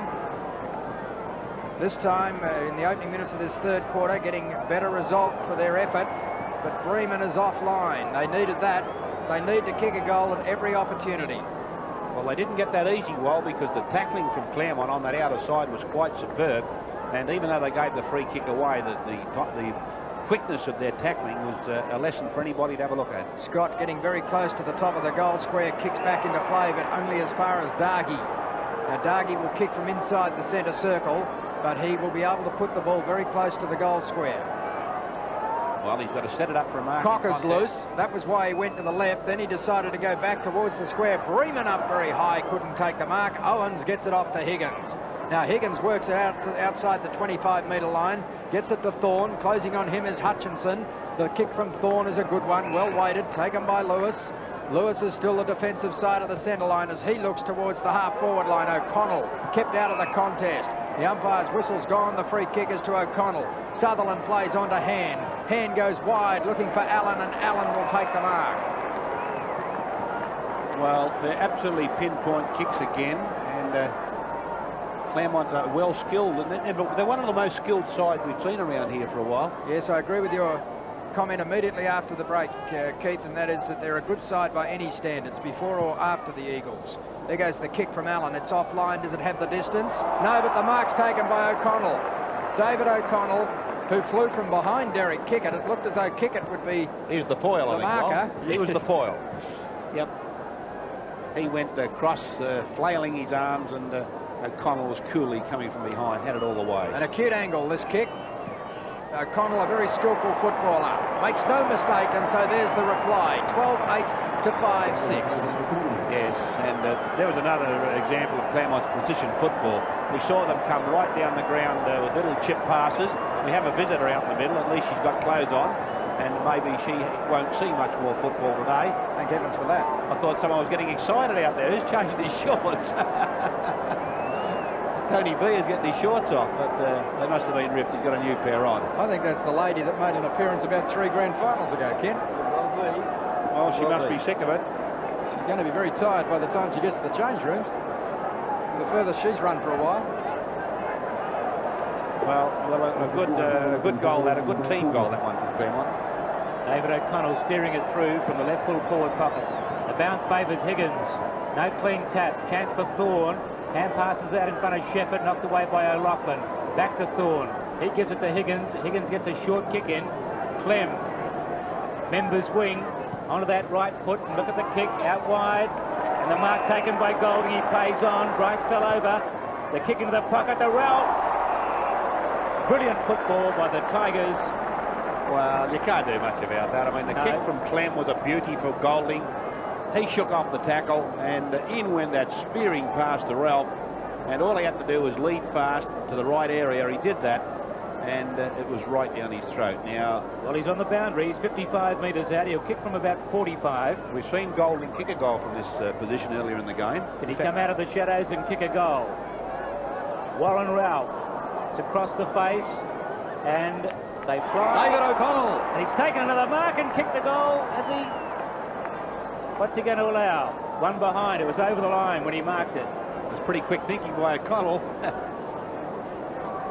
Claremont at 12-9, 81. Subiaco 5-6-36. And we've played 8.5 minutes into this third term. This is Carpenter. Short pass is on. Neil Taylor's the recipient. He's at half-back. Spears the ball around the outer side of the ground, and up goes Dargy and takes a mark at right centre wing. Subiaco building something up around the outer side. This is Mort. Almost the mark. Could have been paid a free kick. Povey with plenty of courage. Out wide to Beers. Close to the boundary line. He keeps it in play. And the mark has been taken by Shepherd under plenty of treatment from Dargy. And Cam Shepherd would have felt that knock. He goes for the short pass into the middle of the ground. Golding. He's getting more confidence as the game progresses. O'Connell in the pack was Pickett. It spills to Georgiadis as the stack went to the ground. This is Neil Taylor now through centre half back. A short pass and Hutchinson's marking the pivot. Away he goes through centre half forward. The kick's not a good one, and it's Owen should have marked that. In comes Jones. He's robbed him of the football. Hand pass out wide, but Subiaco couldn't take advantage. Back comes Owens. The Scot out in front of Lewis is dangerous. He's in the rightful forward pocket, and in fact Lewis and the ball out of bounds. And that was dangerous football then by the Claremont defence. That was really play of the day by Big Jonesy out there. Heavy work done by Jones, wasn't it? Didn't he put a few away? 2-ton Jones. Now he's in the ruck again. He gets the tap. Claremont working hard on the bottom of the pack. It comes to hand. He's dispossessed. Subiaco player brought to the ground when he didn't have the ball, and that's what Peter Featherby's telling umpire Vernon. And umpire Vernon's going to bounce it down. Gee, don't tell me Serbia not having a go. Yep, they're 5-6-36 to Claremont 12-9, 81. Umpire Vernon thumps it into the turf. Higgins. Mort gets the ball. He couldn't do much with it. In goes Langdon. Kick forward by Reid for Subiaco. This is Scott now for Claremont. Around the boundary he skirts. Runs into Langdon. That should be almost holding the ball, although he didn't retard his progress. Back he goes across the face. He sets something up here for Shepherd. He's in between right full back and right half back. The kick's close to the boundary line. A little too wide for Clem. There's Lee on the boundary for Subiaco. I don't think we'll see him again in this match. No, the General coaching now from the dugout. Yes, you're on TV, Gerard. There's the boundary throw-in. Kickett tried to do the ruck work. Featherby's kick was smothered. Emerging with the ball is O'Loughlin for Subiaco. The kick towards half forward, read nicely by Higgins. He boots it upfield, a chance here for Sutherland. He'll play on, gets the hand pass through to Thorne. He works it through the middle of the ground for Subiaco. Sidesteps Bryce brilliantly, then gets the hand pass over the top. On it goes to Thorne again. The hand pass came from Ham, but he couldn't read it at boot level. Back comes Bryce. It spills towards Allen. Chance for Claremont. The shot on goal by Allen is offline and through for the minor score to the Tigers. They're 12-10, 82, Subi 5-6-36. Almost 12 minutes in the third term have gone. The pressure relentless from Claremont. They're not going to let up easy here. Taylor kicking the ball to himself and then putting it out onto the half-back line. A beautifully weighted kick too. It's found its target out there in O'Loughlin, who really has started to give them something in this quarter. Wilkinson runs it to the centre of the ground and then kicks into the pocket. Mort is another player who's been fairly prominent. Oh, heavens above. A free kick to Freeman has gone unnoticed. And as a result, Povey and Beers can combine out there to take the ball away. It's Povey who kicks it up towards the centre half forward position. Taken beautifully off hands by Pike. A player loose is Sutherland, and he is on the 50-metre line, or the man on his mark is on the 50-metre line with Claremont in attack. Sutherland will go for distance and puts it back towards the square. They set themselves down there, almost a Claremont mark. Thorne, a brilliant snap by Peter Thorne. The opportunist goal. That's his first. Claremont moved to 13-10, Subia 5-6, and Claremont are revelling in the challenge that has been thrown out by Subiaco in the first half of this third quarter. Yeah, and that's a lovely piece of roving by Peter Thorne. But gee, one's got a feel for Subi, because there's no doubt in my mind that the free kick should have gone the way of Freeman down the other end of the ground, and the ball was whisked away that quickly that Claremont have got another goal on the board, when in fact Subiaco should have been kicking a goal. It was a bad decision by umpire Vernon, and They've done a pretty good job today, but he was certainly held, and the fact that he was held by one Claremont player, allowed the other Claremont player to take the ball away. All the momentum taken out of Subiaco as they thrust forward in the early part of this quarter. Sutherland beautifully read it off the hands from the ruck knock towards half forward. This is Golding. Feigns the hand pass, and then back he goes to Shepherd. Shepherd into the pocket, and Sutherland, or is it Pike? Pike, who's got away again from his marksman. On it goes again. Claremont players everywhere, and this time it is Sutherland as he marks 25 metres out, about 10 metres inside the boundary. Well, this has all resulted from some magnificent roving from young Pike, and that was roving at its very best. And just mark him down, Trev. He's going to be one of the top rovers around the place in the not too distant future. Sutherland, shot on goal for the Tigers. We'll wait on it. It's close. Full points. Claremont at 14-10. Subiaco 5-6. And that's Sutherland's third goal for the match. Yes, and young Pike, I think Cocker won the knock on that occasion, but Pike's been streaming through magnificently. And there's the shot from Sutherland, difficult angle. But gee, they're running hard. They're running in packs. They're handling the ball well. And after a slow start to this third quarter, where Subiaco tried desperately to get back into the game, this Claremont machine, this relentless Claremont machine, very good footy team indeed, has just put the brakes on Subi. 58 points the margin again now in favour of the Tigers. Cocker wins a big tap, straight down the throat of Hand, tackled by Langdon. He's forced a hand pass. This is Dargy now for Subiaco. In the meantime, Hand and Langdon get mixed up. The kick towards half forward though, and the mark's been taken by Moore. The central pass is on to Dargy, chipping in his Pike. Very nonchalantly took the mark. Hand pass goes towards Scott. He's dispossessed though by O'Loughlin. He runs outside 50 under pressure from McKenna. Then he kicks the ball back towards full forward. In come Claremont. And once again the mark taken by Donny Pike. Well, of all the first-year players I've seen this year, and there have been plenty of them, Pike impresses me the most. Yep. There's something different about Don Pike. This is Owens. Hovey. Oh, I think he was disorientated there for a moment, but he gets it back to Owens. In pursuit is Featherby. He's outrun Featherby. Good turn of speed shown by Owens. He might overdo it. He has. He was run down by Cocker. Harry kick, and the boot went further than the ball. Thorne has it now. He gets it to Beers. Long way up the ground. Here's Ralph out in front of Willett. Willett got to him in the nick of time. And the ball close to the boundary line. In fact, it stayed in. Wilkinson. Bryce. Over centre wing in the direction of Featherby. Bouncing ball has eluded both him and Shepherd. I tell you what, well, that ball is moving at 100 mile an hour. Yeah, it's been a great start to the third quarter. And I really think the basic difference between these two teams is their stability. That's it. Subiaco have played their hearts out, particularly in the first part of this third quarter. And with very little result. Yes, Scott coming off limping badly. Shepherd will come back on. Malesso just went on to replace Shepherd and back to centre-half forward. Ralph back to full forward. They're swinging the changes through that forward area. But Shepherd's played plenty of football up a half-back flank. And there you see John Scott. That's a blow for Claremont. And they're fortunate that they're as far in front as they are. McKenna to full-back. Chance there for Hand. It's not a bad replacement to have, is it, McKenna? Slot him back there and look after Todd Bremen. Great tackle applied out there again. I believe Claremont's tackling has been one of the real features of this game this afternoon. Claremont bulldozed the ball forward, up in the direction of Kickett. Spoiled from behind by Georgiadis. In comes Kickett again at ground level. He's caught this time in there. Oh, hey, they're red hot on Derek Kickett.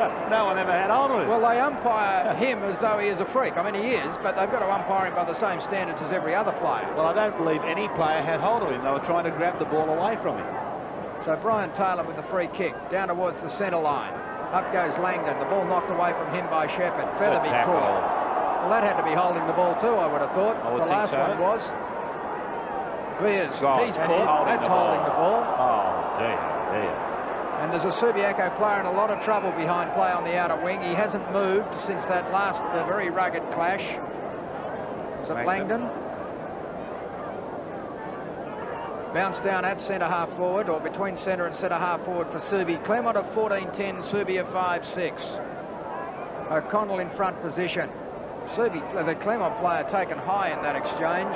Sutherland won. And the free kick will go to Sutherland, and still that Subiaco player has not moved. This is McKenna now, a long way up from full-back, kicks towards centre wing. It's with Clem, streaming past him as Povey. Povey can get it on further. He's got two players on the flank, but elects to go infield, and that was probably a good move. Well played by Brown. Not a good kick. They'll get out of trouble. Jones takes the mark. Langdon is back on his feet. Hobbles back towards centre-half forward. Maybe he was winded. O'Loughlin, he's had a good third quarter. Glenn O'Loughlin to centre-half forward, and here's Langdon. Oh, he's in a lot of trouble, Carl Langdon. He fell into that mark. Tries to play on from the ground position. He's hurt his leg. There's no doubt about that. Shepherd breaks it up. Hand pass out to Thorne. Thorne at left centre wing. Too much pace. Infield a hand.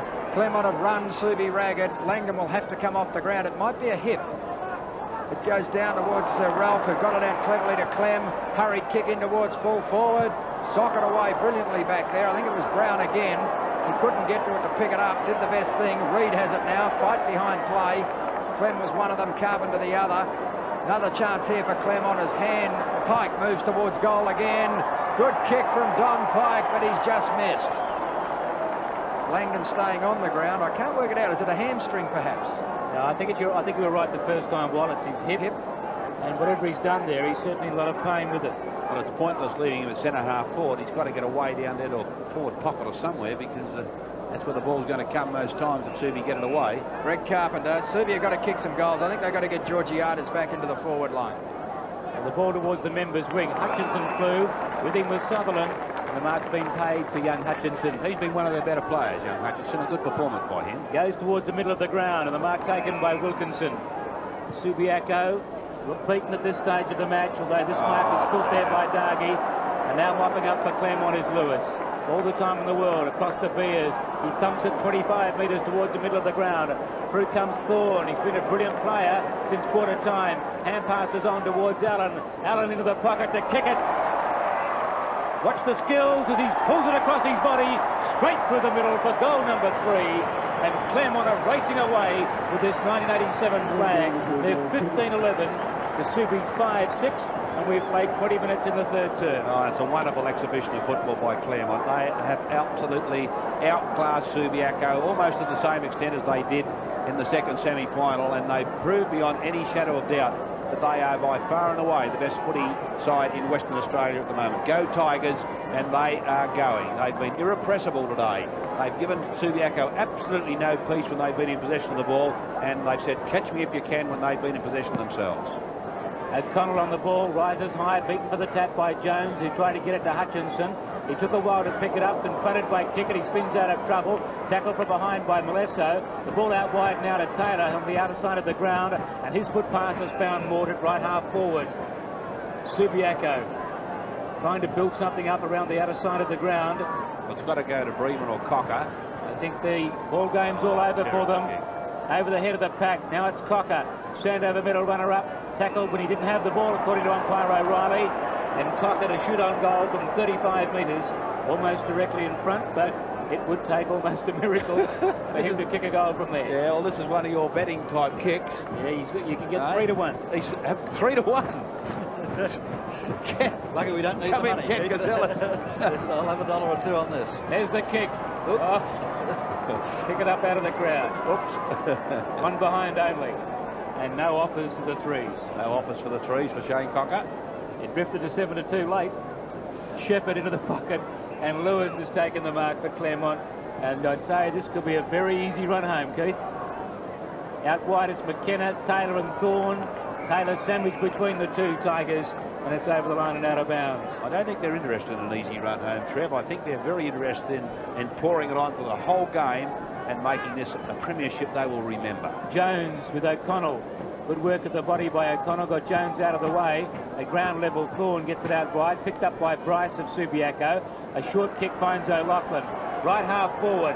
He runs to the 50-metre line and then sets it up in the square looking for Langdon. Langdon's not fit. In comes Povey. Knocks it towards the goal line. Then hand passes it back to Owens. Langdon's broken down again. But Bremen, great work by Bremen. A snapshot on goal, and he's put it through.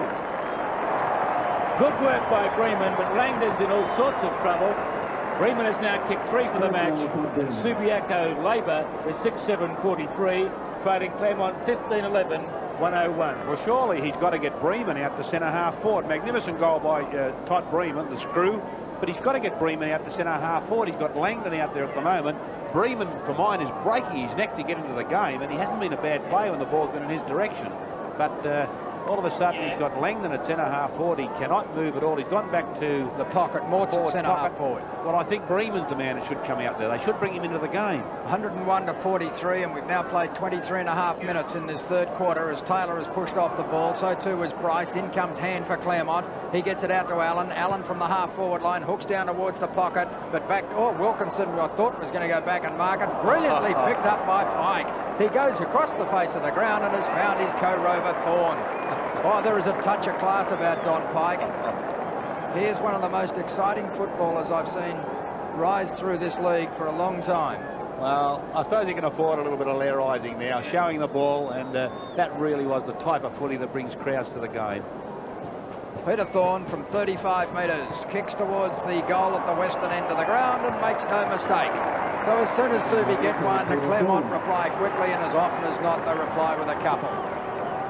They move to 16-11, Subi a 6-7, 24 minutes gone in this quarter. As Pike shows the ball, goes around on his right foot, as usual, the pass is perfect, and Peter Thorne from point blank pops it through for another one, the end of another very good team goal. And Claremont can do little wrong. They say you make your own luck. Well, Claremont have made plenty of it here this afternoon because they have done just about everything right as far as this footy match has been concerned. And when one looks around the field, you can almost name each player for something good that he's done today.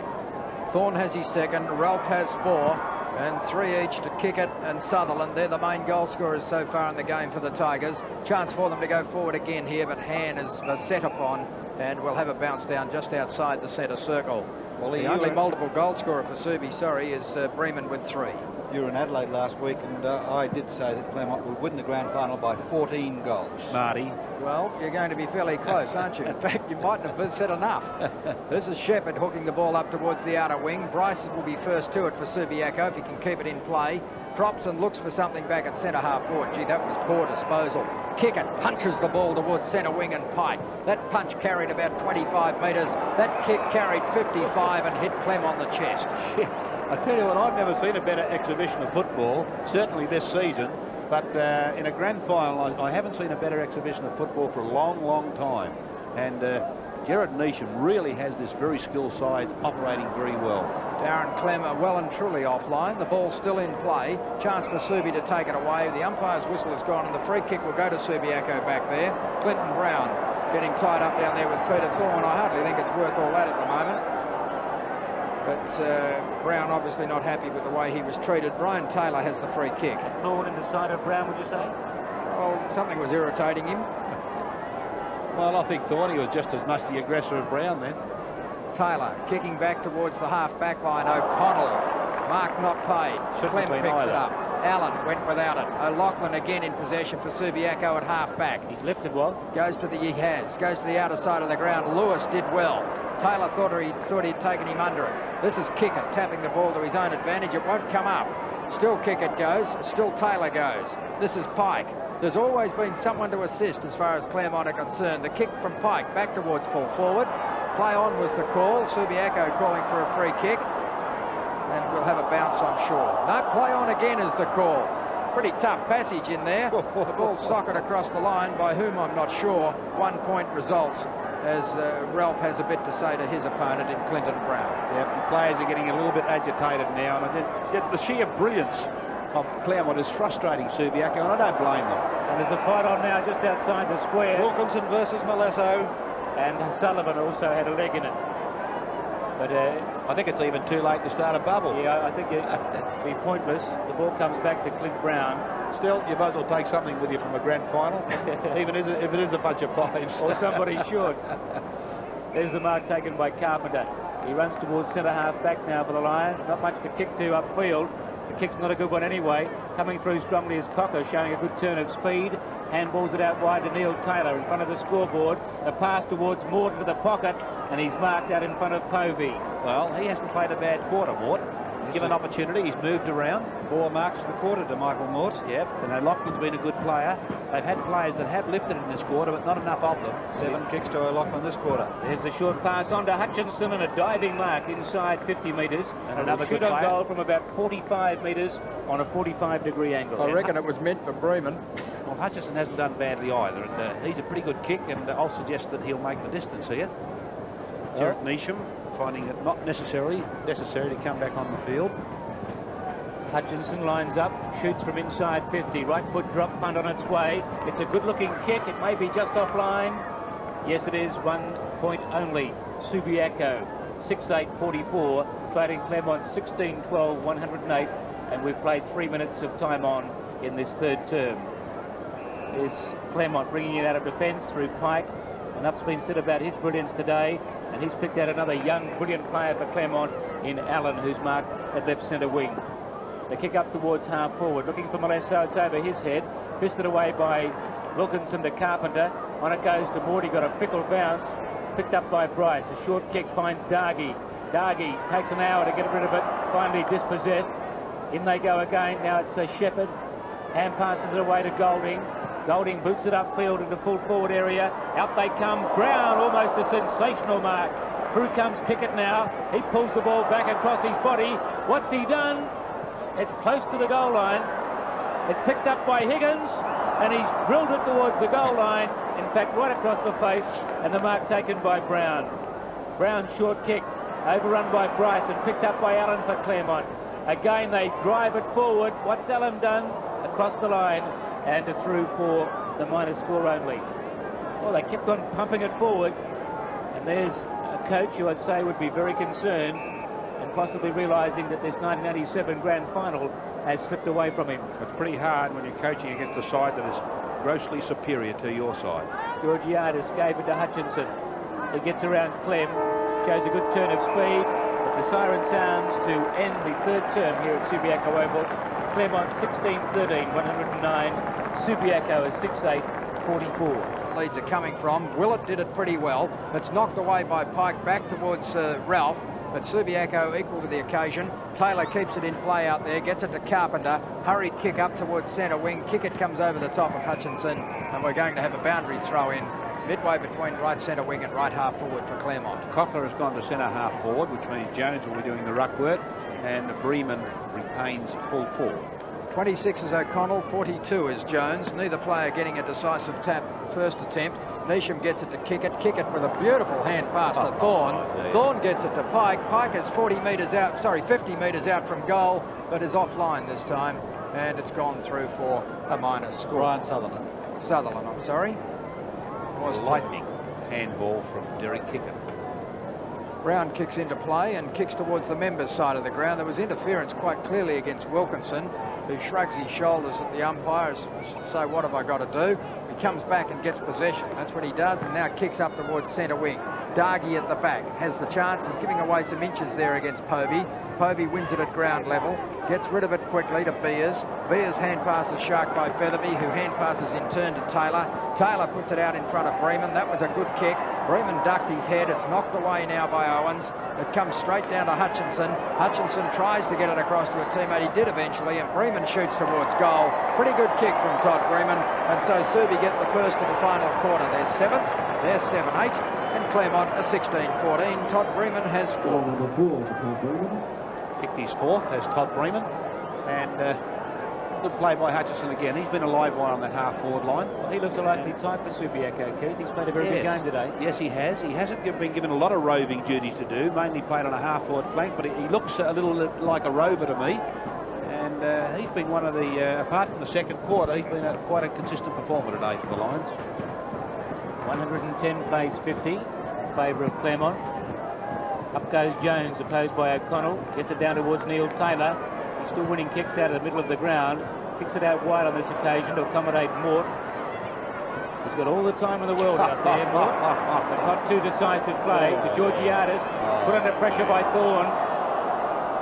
Finally, he's dispossessed. It spills towards Mort. Another short pass, and Reed, close to the boundary line, couldn't pull it in. Oh, that's poor play by Mort. I mean, you're just attracting the opposition to get there in a group, as Claremont do, and by the time he got the delivery away, what chance did his teammate have of doing anything? Cocker's on the ball, opposed by O'Connell. O'Connell wins the tap. O'Loughlin dispossessed.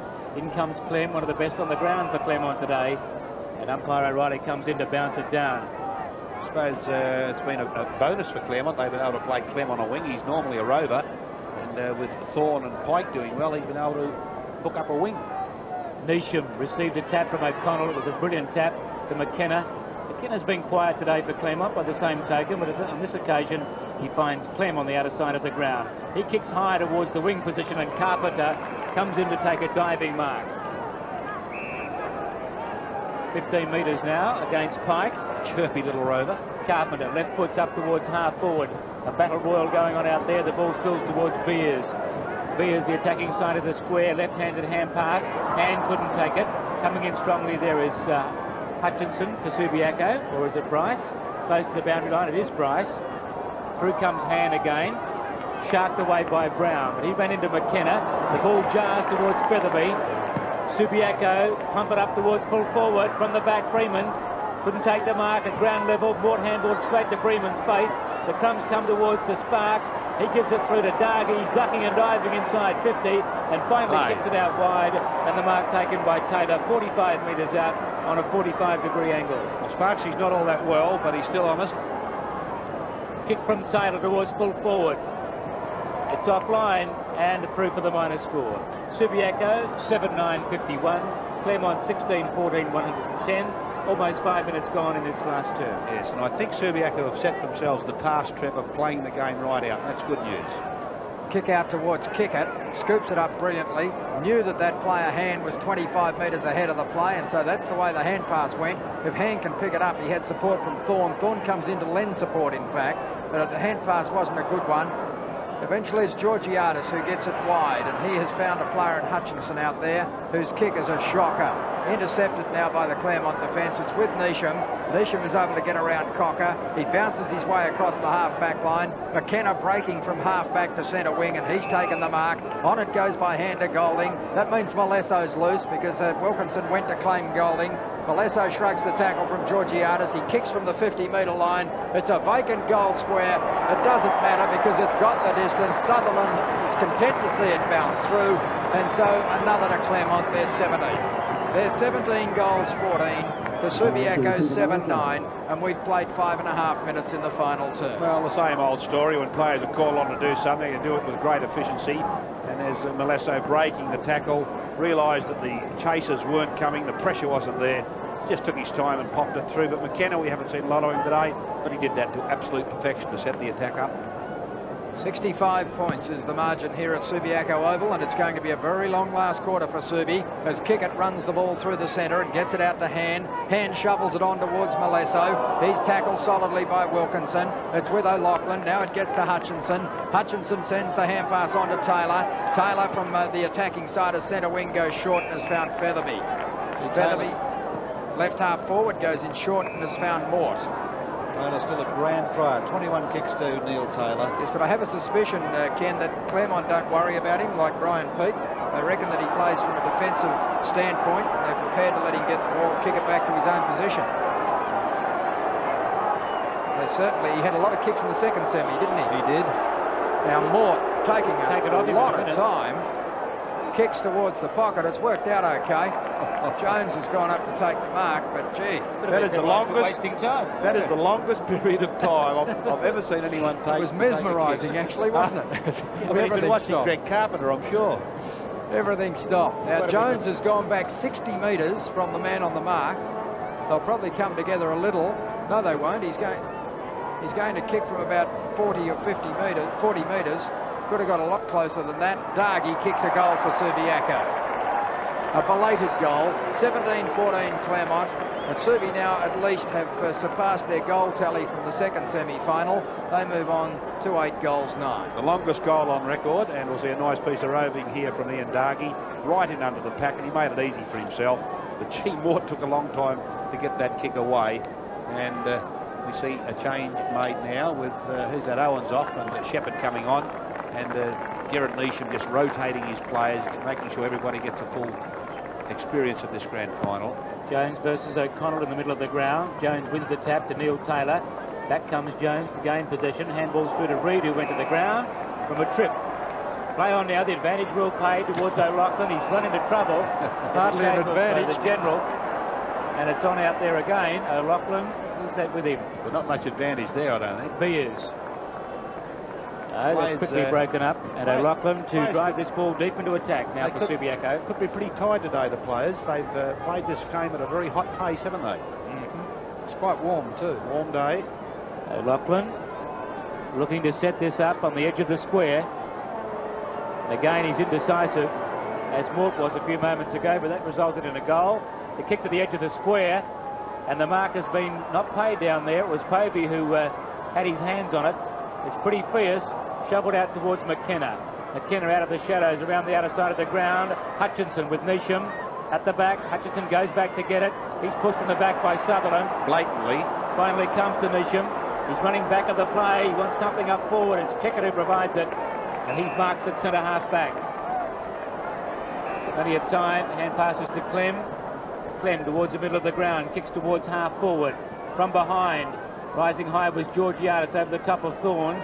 Thorne does well at ground level. Pails it out towards Sutherland. And he's dispossessed by Georgiadis. He gives it to Taylor. Outer side of the ground. The foot pass towards half forward. This is Hutchinson now. A kick into the pockets. A neat one out in front of Cocker.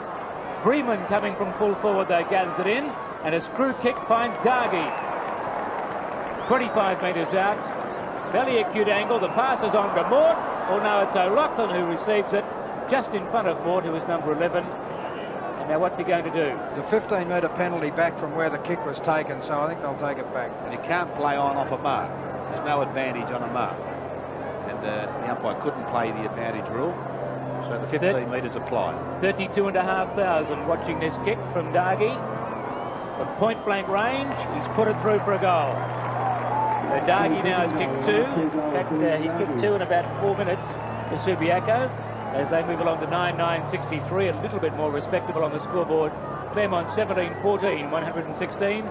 But this big crowd, Keith, of over 32,000, I think saw the grand final winners 2 weeks ago when Claremont played Subiaco in the second semi-final. Obviously, but isn't it great to see 32,000 people here? The Subi supporters will be disappointed, but I reckon a lot of the crowd will be very impressed with the play of Claremont. Would have enjoyed the exhibition of footy. Centre bounce with O'Connell being opposed by Jones. It favoured O'Connell. I'll put it this way, it certainly didn't favour Jones, who couldn't get to it. Kickett hooks it to the half forward. Oh! Ben Allen! What a spectacular leap over the top of Brian Taylor. Allen down towards full forward. That's a good kick too. It's got good distance. This is Golding. Hooks back towards goal. Oh, he's hit the post. Dead centre. Well, that really was a big leap from a little man. Mark of the day.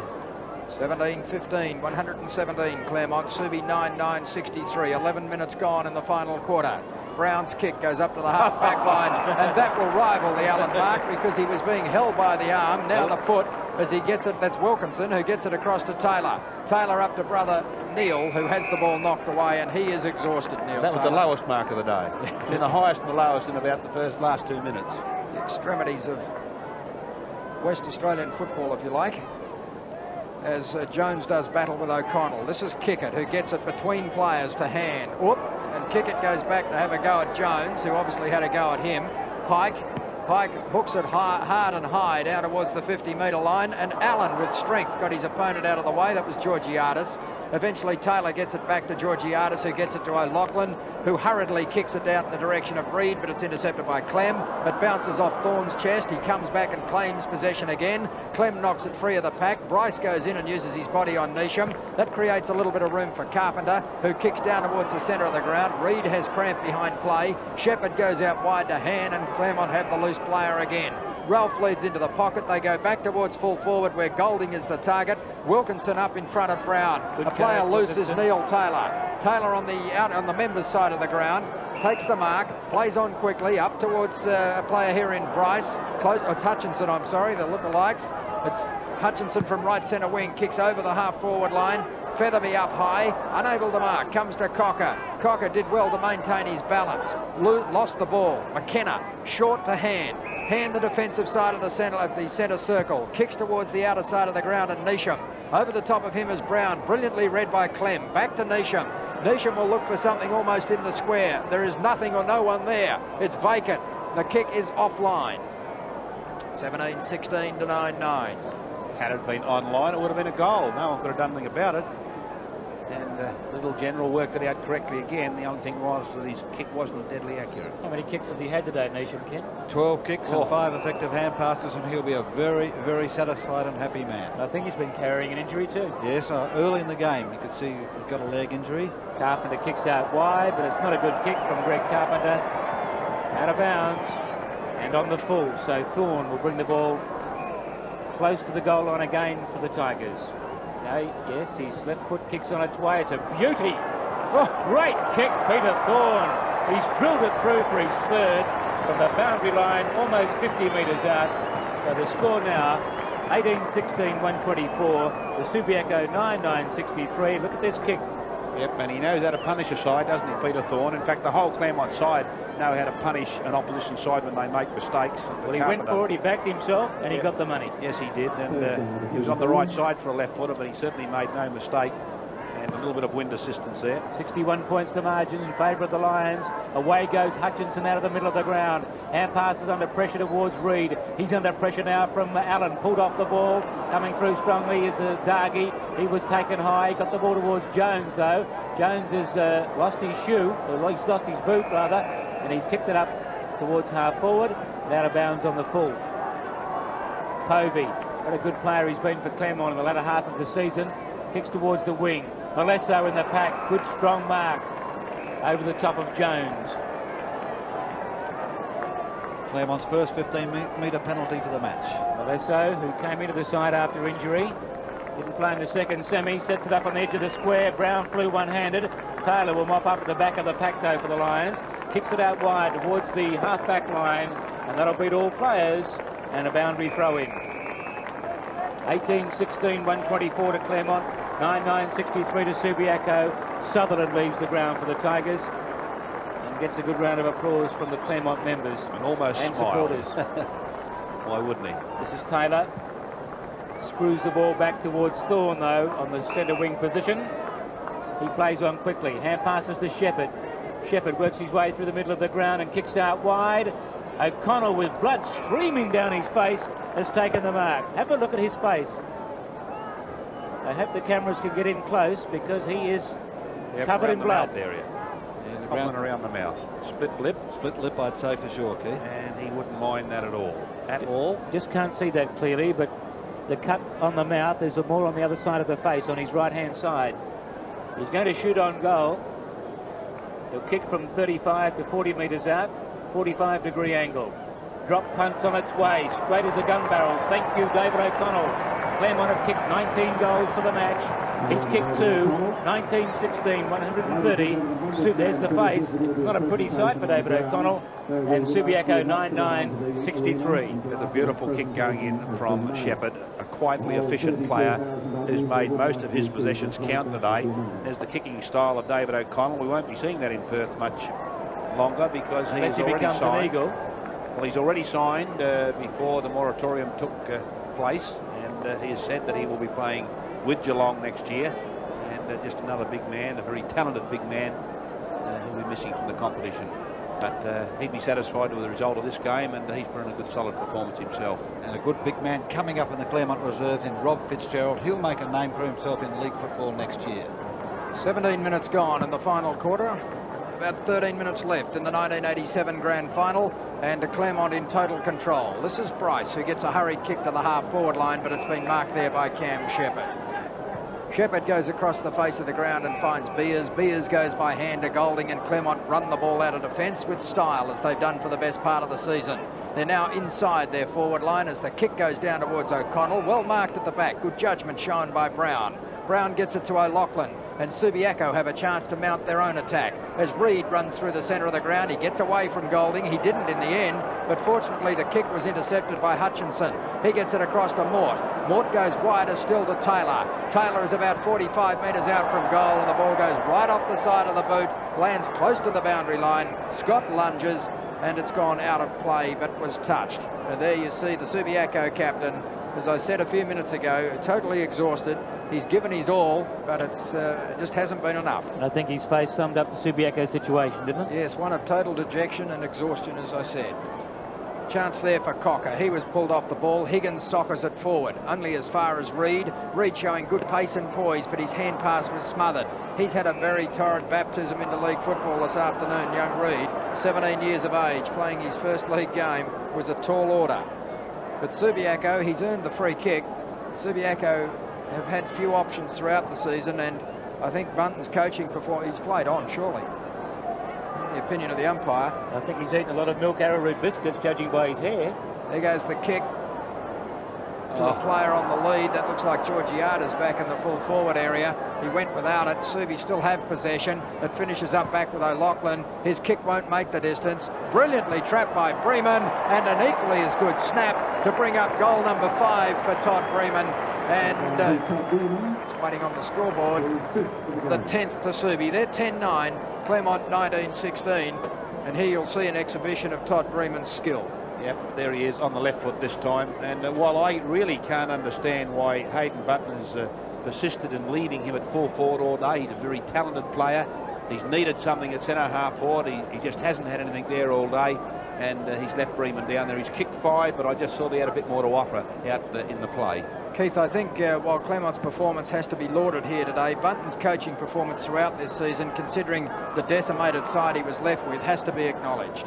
Nothing there surer than that, but he's been a little disappointing in the finals. Georgiades, chance again for Subiaco, tackled by Shepherd, spills to Featherby, he's dispossessed, strong play there from hand, and in comes umpire O'Reilly to bounce it down. Featherby pulling himself up pretty quietly, and you can see him almost wincing with pain. I think he's got a pretty serious back injury. Jones and O'Connell wrestling, or Higgins it was. Another chance for Feathers, but he goes to the ground. McKenna charging through, hand passes it on. Away go Claremont again through Allen, kick towards Ralph. Couldn't pick it up on the half volley. Picked up though by Brian Taylor, who kicks towards the crest on the members' wing. It's all Claremont. The captain coach takes the mark. Hand passes over the top. This is the brilliant Pike. He'll do something constructive. He kicks into the pocket. Oh, it was not a good one. It may have been smothered off the boot, and that'll be a boundary throw in. 1916, a good year. 113. Subiaco 10-9, 69. As the crowd start to move, and they've been treated to a brilliant exhibition of football by the Tigers here this afternoon. Jones at the back couldn't work it down towards his rover, who was roving in front of the pack. That was Carpenter, and that'll be another bounce. Pike on the bottom of the pack also for Claremont. There's Todd Bremen, been a good footballer this season, leading goal kicker and 5 goals today. O'Connell towards Neesham, but knocked away from him by Jones. It spills out towards Ralph. The snapshot from 25 metres is offline. One behind only. Claremont move along to 1917. Subiaco at 10-9. And we've played now 21 minutes in this last term of the grand final here at Subiaco Oval. Maybe Todd Bremen's thoughts, Trev, drifting away to the state trial game at McGilvray today. Well, he'll have the cricket boots on again shortly. Yes, it's not long before we'll be putting on the cricket boots, Keith. Bryce took that mark and finds Cocker at right half back. He's away. First mark of the match to Shane Cocker. Plays on around Thorne. Gets a hand pass towards Mort. It wasn't a good one. He paddles it to Neil Taylor. He runs back into his teammate. He's going backwards at the play. Now he's in the right direction. The kick's not a good one though. Coming in strongly, Golding to run it over the boundary line. Right in front of the big stand here, the members' side of the ground. And Claremont just can do no wrong in this final round. They're just too good. Higgins back of the play, big fist. A race on now for Neesham. He lets it go for Allen. What a star he's been this season. And his kick pinpoints and finds Thorne in between left wing and left half forward. Ralph's on the lead. That's the way the pass goes. Should have marked that, Warren. Finally screws the ball back towards full forward. Weight of numbers should win out here for Subiaco. Knocked away towards Mort. And Mort repels the attack, although he's got plenty of time. In fact, he's been very indecisive today. And finally run out over the line by Valesso. Well, there has been times, and a lot of times, when Claremont have applied enormous pressure on the Subiaco players. But there's been a lot of times, especially in the second half, when they've invited the pressure, just like Mort did then. O'Connell and Jones in a wrestling match. Bryce gives it to Taylor. Taylor kicks the ball up towards the members' wing. Up they fly, almost the mark taken by Higgins.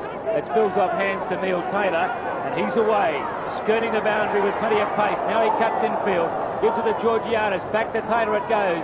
He's 55 metres out. The kick towards full forward. Reed runs onto it, he's just outside 25. Strong tackle from Scott, comes to Clem. He gives it to Beers, and the Claremont machine working out. Where they go again? This is Lewis. Lewis bouncing his way over the half-back line, looks towards centre wing. Neesham and Allen are both there. Allen went without it. That's given O'Loughlin a chance. With sleight of hand, he feeds it infield to Hutchinson. Hutchinson couldn't pick the ball up. O'Loughlin comes back and gets it. He gets it to Bryce. Bryce steadies and looks towards full forward. A marking contest back there has been won by Povey. Grant Povey from centre half-back for Claremont towards centre wing. A beautifully weighted kick. Cam Lewis was giving inches away to Cocker. The ball just carried Cocker's head. Lewis took the mark, gets it to Golding, looking slightly gross in condition this afternoon, Stephen Golding, after a 4-week layoff. He in turn gives it to Higgins, who goes towards the goal, but he's just offline. 19-18 to 10-9. 23-24 minutes gone in the final term. And not much left of the 1987 footy season. Claremont, who have dominated that season throughout, worthy winners of this particular premiership. I suppose a little unlucky while not to go through unbeaten. Yes, the night they got beat was at the Wacker ground by West Perth when David O'Connell was their only ruckman in the match, and he got injured in the opening quarter of that game. Remember it well. Broke his collarbone, didn't he? Yes. Yeah. Claremont expert on my left here, Trev. Well, I'm This just is pleased Reid. that West Perth had something to laugh about for some part of the year. That they've contributed to the history of 1987. That's right. Claremont running the ball forward again as Kickett unloads with a spiral punt kick. Up goes O'Connell. This is Allen. He gets it back to Pike. Could this be another of those snaps that is going to be a hallmark, I think, or a trademark of Don Pike's? He's offline this time, but he is uncanny around goals. 19-19 to 10-9. Like a good cricketer, he seems to have plenty of time, doesn't he, Pike? And he is a good cricket player too. Is he? Only you could know that. If we can add a bit of praise, you know, I'm just looking at Warren Ralph. He hasn't kicked a goal since half-time. And taking into account the superiority of Claremont in that period, that's a pretty good performance by Rod Willits, isn't it? In fairness also, though, Keith, he did spend some time at centre-half forward when Malesso was off the ground. Well, maybe a smiting time, but not a long time. No, I agree. Willett has done a good job. You know, when you look at a situation that's been here today, and Ralph in absolutely top form in the first half. He could have kicked 10 easily, couldn't he? Yep. Well, the ball's taken a long time to be retrieved. Finally, Willits got it. He kicks to centre half back. He's looking for Jones. The Claremont troops came in numbers. Hand pass towards Kicker is held when not in possession. Derek's got one. Centre half forward, and I think he can kick a goal. From there, he's 55 out and straight in front. This will be interesting. I think he'll kick a goal. One of those big spiral punt kicks you watch, just to finish the season. Do you reckon, Ken, would that be his first free kick of the day? He should have had a couple earlier on. It is his first free kick and Claremont's 11th free kick in 4 quarters of football. Those supporters look concerned. I don't think you need worry. He's got goal written all over this. Here he goes. He's gone in close to the man on the mark, and therefore the kick wasn't a good one. A punt, he tried a spiral torpedo. It didn't quite come off, and it was marked by Jones. Across the face to Carpenter, and Subiaco repelled the attack this time. The kick out wide. Clem will be the first to arrive. He's been a great player. I like the way he plays football. Pike drops the mark. Matter. There's time to get around Carpenter. Still he goes. Hand pass intercepted by Brown. It was meant for Clem. On it goes to Mort. Mort goes back to Brown. In the meantime, Carpenter and Thorne are having a wrestling match in the pocket. Still. Subiaco bring it away now through Mort. Into the centre of the ground. McKenna, almost a fingertipper. Hand passes to Shepherd. Shepherd gives it to Povey. Povey picks it up on the crest, left centre wing for Claremont. Good tackle, good Shepherd by Higgins on Bremen. Just what Bremen needed, I reckon, this time of the game. This is Jones. He gives it to Wilkinson. Long hand pass to Taylor. Taylor onto his right foot, but smothering it is Allen. That'll be a boundary throw in. Thorne and Carpenter still having words. You can't see them. They're out of shot. Well, left footers are always a bit funny like that. Jones wins the tap to Wilkinson. Out in front of O'Loughlin. Forced a hand pass. Intercepted by Allen. Allen's kick smothered by Bryce. It comes to Taylor. Nice and one. he kicks it out of bounds on the full. He hangs his head in shame. He heard someone call in the crowd. He's out on his feet, Neil Taylor. That was his 27th kick. Yeah, he's battled his inside out Big today. Higgins puts it back towards the 25-metre line. O'Connell through. It's at the back of the pack to Mort. He paddles it to Carpenter, and Carpenter kicks right across the face. So Brian Taylor's got a race on. He gathers it inside the boundary, pikes the tackler. He got his kick in rather easily, and Cocker picks one up almost off his bootlaces. Second mark. Back to Taylor. Subiaco worked the ball through the middle of the ground. The kick towards half forward, and McKenna in front of Dargy on this occasion. And he goes right across the face towards the members' wing and picks out Higgins. 28 minutes gone of the grand final in the last term. Jones, the ball went into the sun, but he's good enough to come back and retrieve it. Hand passes to Brown. And he goes across the face, and the mark has been taken out there by Carpenter. Short pass, and Brian Taylor is on the end of it. He gets a hand pass away. This is Willett. Tackled by Allen. Forced a hand pass. Neesham says thank you. Kick into the pocket to David O'Connell. This could be another goal coming up for Claremont. Well, what a magnificent tackle by Ben Allen. This late in the game, you would think with the game all wrapped up, he'd say, well, what's the use of the... But he's put one of the strongest tackles you'd ever see on the Subi player, and it allowed Neesham to come in, chip the pass beautifully over to David O'Connell, who might well kick the last goal of this 1987 grand final. He's shooting for his third. He'll kick from 30 metres out, maybe a little more. 45-degree angle. The kick's on its way. It straightens up, and he's hit the post, right at the top of the post. Very agile goal umpire signals the minor score. 7 marks to David O'Connell in this match. He's performed quite well today. 19-20 plays 10-9. We're almost out of time. 45 seconds to go, Trev. There's 45 seconds left in the 87 grand final as they contest out on Claremont's half-forward line. This is Ralph. He hooks it back in towards the centre half-forward position and has found Thorne, who I think possibly the best man on the ground. And my job after this game is going to be to name Claremont's best players, and I could make a case for just about everyone out there at some stage during the day. Peter Thorne from about 35 metres out shoots for his fourth and has got it. And that takes the lead to 71 points.